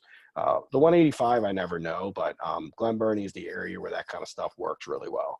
So you would not be wasting your time to try that. I give you a very high, chance of success on that, but no downside. So who really cares? Awesome. Okay, so cool, guys. I'm excited for you. Congratulations. That's awesome. Thank you. How'd you guys get the deal? You said it was just a referral from someone? Well, the lady, when I called and bought the Linthicum house, that I've always kept up with the agent who sold us that house. Okay. And she called me yesterday. She said, come over right now, take a look at this house. Because I told her, keep me in mind if you ever see anything else. And I went over there and met her yesterday, right away, did a video. The actual sellers were there, and I spoke to them and told them what I was going to do. And I tried to figure out where they were going to be. And then I made an offer last night. Well, we ran the numbers, and I made an offer earlier, and she called them, and they called us right back. And they wanted to list it for 150 or 155? No, they said they were thinking 150 is what they wanted to sell good. for. Okay. Yeah, you got it for 135. Nice. 134. Sweet. Yep. I don't know, Nikki, I don't know what you're going to do without TJ. You're getting all these ladies like chasing you around, TJ. Like, yeah, we got you a deal, TJ. Oh, yeah. You're going to probably have to cut the grass, though, and stuff. They're going to have you cutting their grass, but I would do that for deals. Yeah, I get a lawnmower and do it now. You got to hug them a little longer and makes them feel loved. That's true. The extra long hug is very powerful move. And it's tricky, though, because like if it's too short, you're too cold, too long, you're creepy. It's like, you got to find that perfect place where it's like, okay, that didn't get weird. Yeah. Good job, man. That's awesome. You guys get a lot of referrals, I've noticed. Like, of all your deals you've done, has it been 3 now that's basically been referrals of like the 5 or 6 you've done? Yeah. Nice. Yep. Good, man. They've been all, 3 of them. The last deal was MLS. I remember that. And then mine's not a referral. Mine's like a wholesale, but the one I sold you. But so yeah, 5. It's been, I know your Herondale came as and then your one deal. Forgot about that one. That was a client. Yeah, 6th Avenue. William Grove was a client. Yeah. Yeah. So mostly referrals, man. Just, let the world know, man. This is a good lesson for everyone on the phone. Just getting on your own Facebook and letting everyone know that you're looking. I know we don't talk much about that, but you'd be surprised if you just kind of tell everyone that you're looking through Facebook and just, most people don't even know what you're into. And I guess because TJ's out, kind of doing his landscaping stuff here and there and talking to people and you're out in the realtor field. So stuff just comes to you a lot of times. And I guess if you have a job, sometimes there's the fear, like if you have a job that you don't want to be plastering that all on your Facebook and your work being like, what's going on? So yeah, that's something to consider. Do be careful of that because I have had people when they start to put too much about their real estate business, their employers get nervous. So if you do have a job, it's something to consider. If you don't, then let the world know and tell everybody. Or if you know your job doesn't care, or it's clear that you do this, then obviously then tell everyone. Because nothing like getting a referral. Does everyone know that like you're 85% more likely to close a deal if you're referred than if it's just somebody you just found? Yeah, ours is 100%, thank God. Yeah, yours is really good. Everyone you've been referred to, you've been able to get. You're at a unique advantage because people like to sell to people they know, like, and trust. So somehow you're getting referrals. And then really, honestly, all you have to do is ask agents to refer you. If you got anything, think of me. There's whole campaigns you can do. Like as you're running the MLS, one of the things that happens as a residual is when you're talking to people and you don't get the deal, you're saying, hey, man, I appreciate you working so hard trying to get that through for me. If anything else comes up, let me know, man. I'd really love to get one with you. You'd be surprised how many people who sold a deal to someone else will refer you on another deal, even though you were the loser. I think they do it a little bit out of feeling bad that you lost the other one. And like, you think logically, why wouldn't they just sell it to the person that paid more? They do it because they feel bad that like somehow, they weren't able to get that deal for you. So when you lose, I tend to get a little butthurt when I lose, but I've learned in the last couple of years, come at them in a very high level way when you lose and be like, hey man, I so much appreciate all the hard work you did. And we really worked hard on that one. I appreciate it. And listen, I'm sure you'll see some stuff like this in the future. And I'd love to be the first guy in and have another opportunity to work with you. Would you please try to, keep me in mind and let me know if anything comes up. And you'd be surprised if you hit them with that. Then like people will just refer the crap out of you. Like, yeah, they're huge. Yeah, she's like, I will always call you first. And but that was good advice where we made her our she represents us too. You know what I mean? So. Oh yeah, true. That's right. There you go. That's smart. So yeah. She's calling you because then she gets a double commission and she knows you guys will follow through. Right. That's awesome. Dude, well, that's great, man. You gotta create more of those relationships and keep those extra long hugs going. Yeah. It only works on 80-plus-year-olds. So. Well, come on, man. It's okay. That's your target client. Yeah. They always got good homes. They don't usually have high mortgages at 80. No, none at all. Exactly. They were like, oh, we paid that off in 1964. It's been paid off since the 60s. Yep. Yeah, there you go, man. So good stuff. I mean, yeah, keep that up. And does anybody in the group have any questions for Nikki or TJ about their deal and just some of any additional stuff? I mean, I had some questions because I was curious, but I don't know if anyone else has anything they want to add or.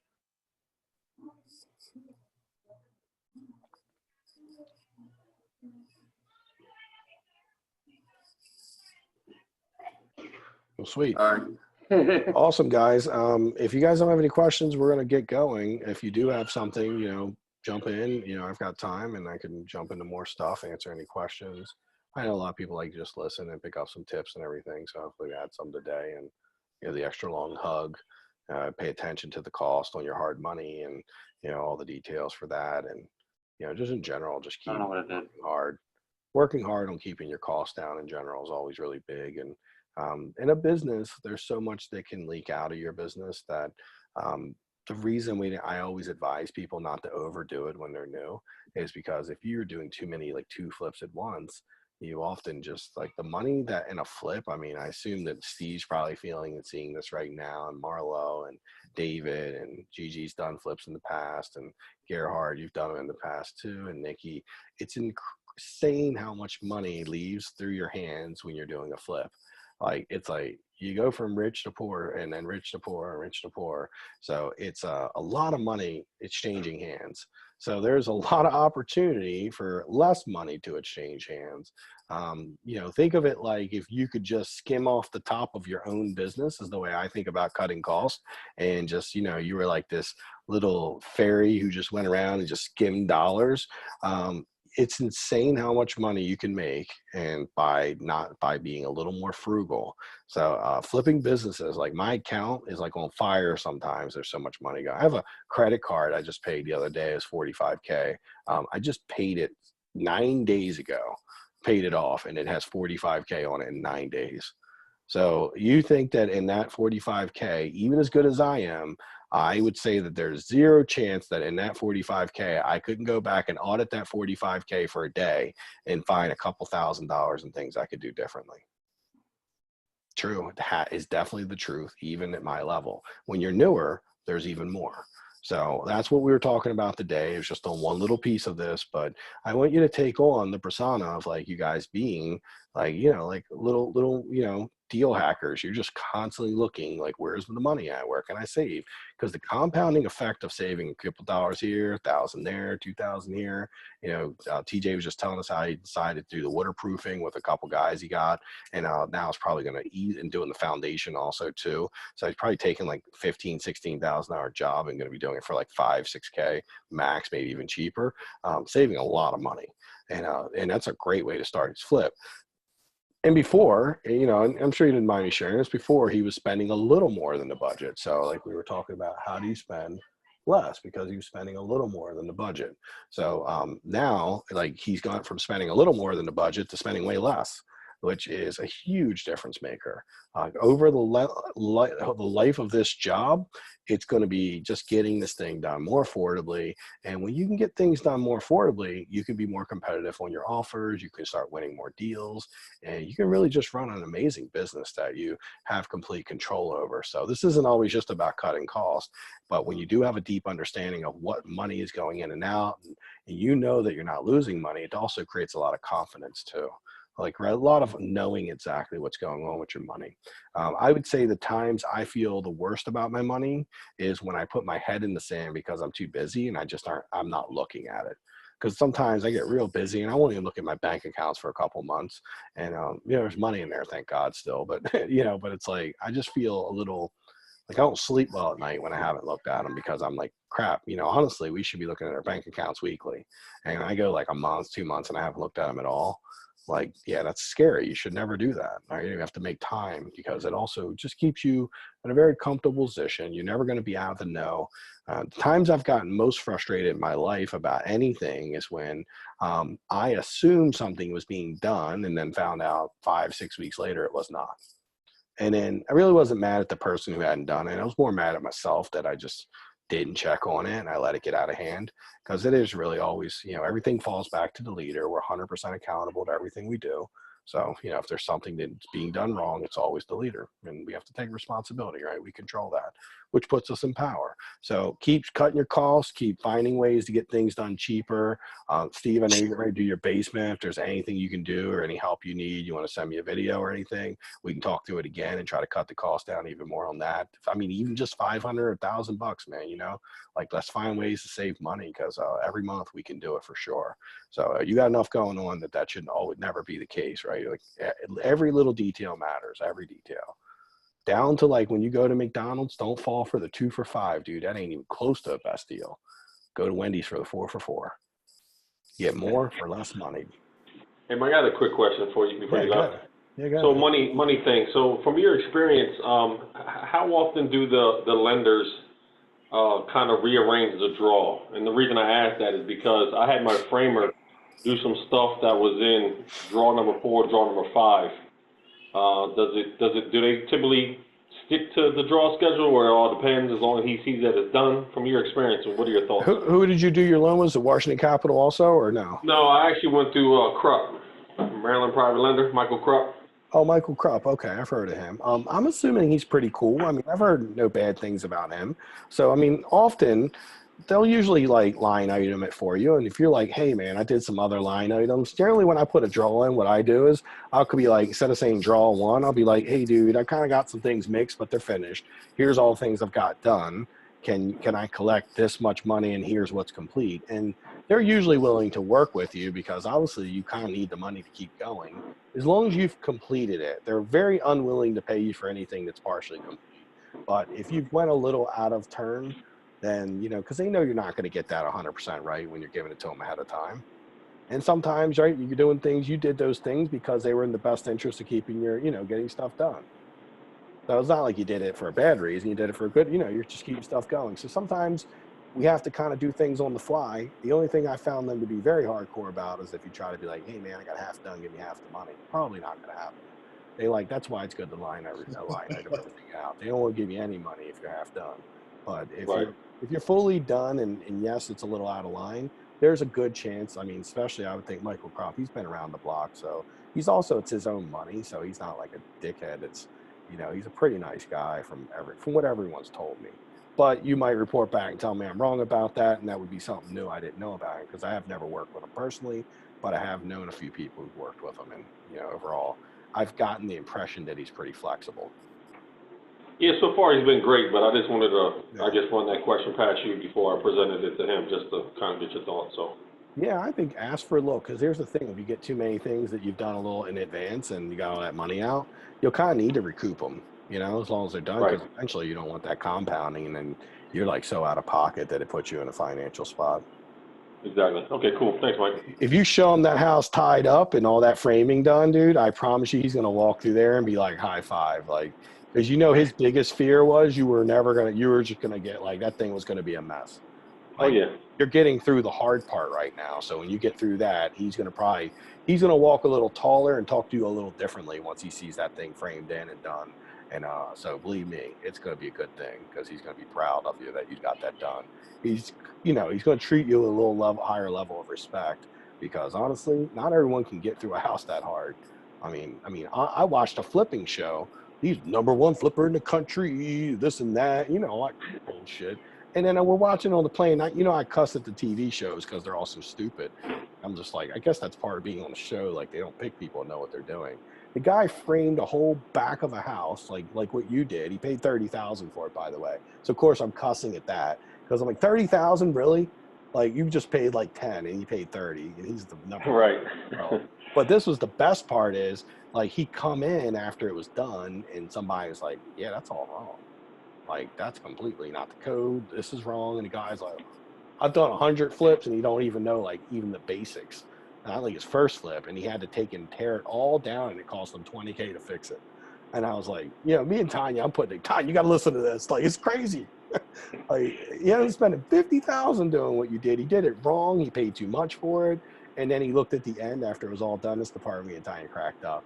He's like, yeah, flipping's tough sometimes. We can't get it all right. You can't always be perfect.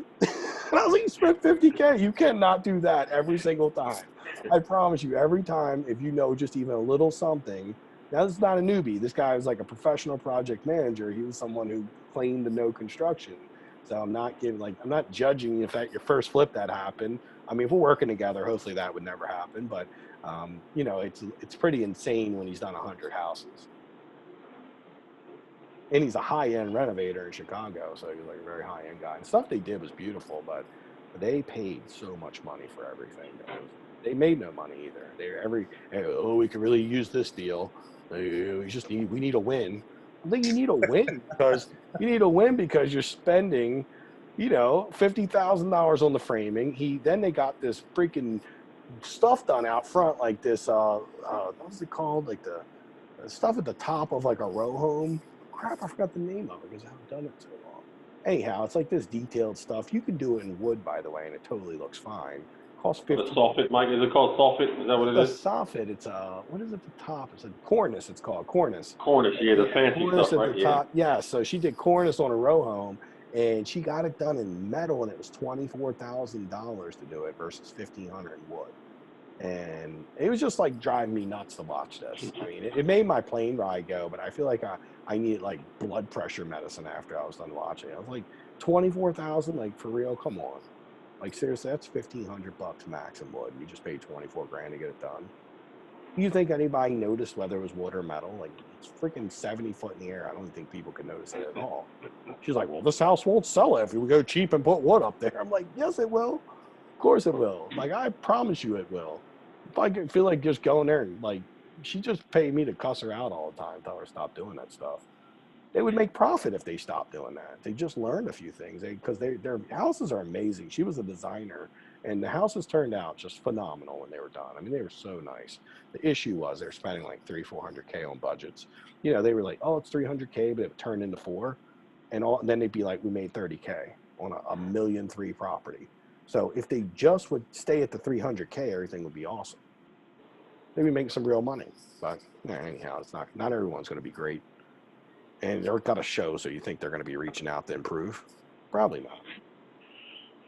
They're probably everyone's probably telling them how amazing they are, so there's no reason to improve when you think that. I tell myself I suck every day, and I need to keep working hard. Or one day someone's going to come take it all from me. That's how I keep myself motivated. It's like, Mike, they're going to come swoop away and take it all. You're going to be living in a tent under a bridge. You don't study more. You get a book. Anyhow, all right, man. I'm gone. If you guys have any questions, and yeah, good night, Gigi and Linda and everyone else. If there's any questions, feel reach out. We are going to do Friday. Just a quick reminder at the end for a few people jumped on a little bit late. It was Friday. I'm going to send you a video on the Facebook group. I'm going to do an MLS search Saturday, 9 o'clock. I'll have some addresses on Friday after the MLS search, and I'll put it on the Facebook group. But Saturday, 9:30, we're going to meet at a house, and then we're going to go through that from A to Z to be like the layout, everything, just so we can make an offer and we can feel really good with the comps and everything. Once we get to the place where we can make an offer, if we got time, we'll go see the second property. If we get to a place where it's like we should probably get on the phone, maybe negotiate. If anyone needs a deal and they have financing in place and they feel comfortable to pull the trigger, I could negotiate the deal for you and try to make it happen, and you could participate. So anyone who's actually like, you know what, I'm looking for a deal, and you feel comfortable enough to put an offer in, you know, down payment and everything, let me know. Send me a text, and that deal could be yours. We can start negotiating on that one. Just be great practice, whether you get the deal or not. Just great practice in general. And you can kind of watch me in action, and you can participate also. So it's also everybody can participate too. Awesome, everyone. Have a good rest of the week, and I will see everyone on Saturday that can make it.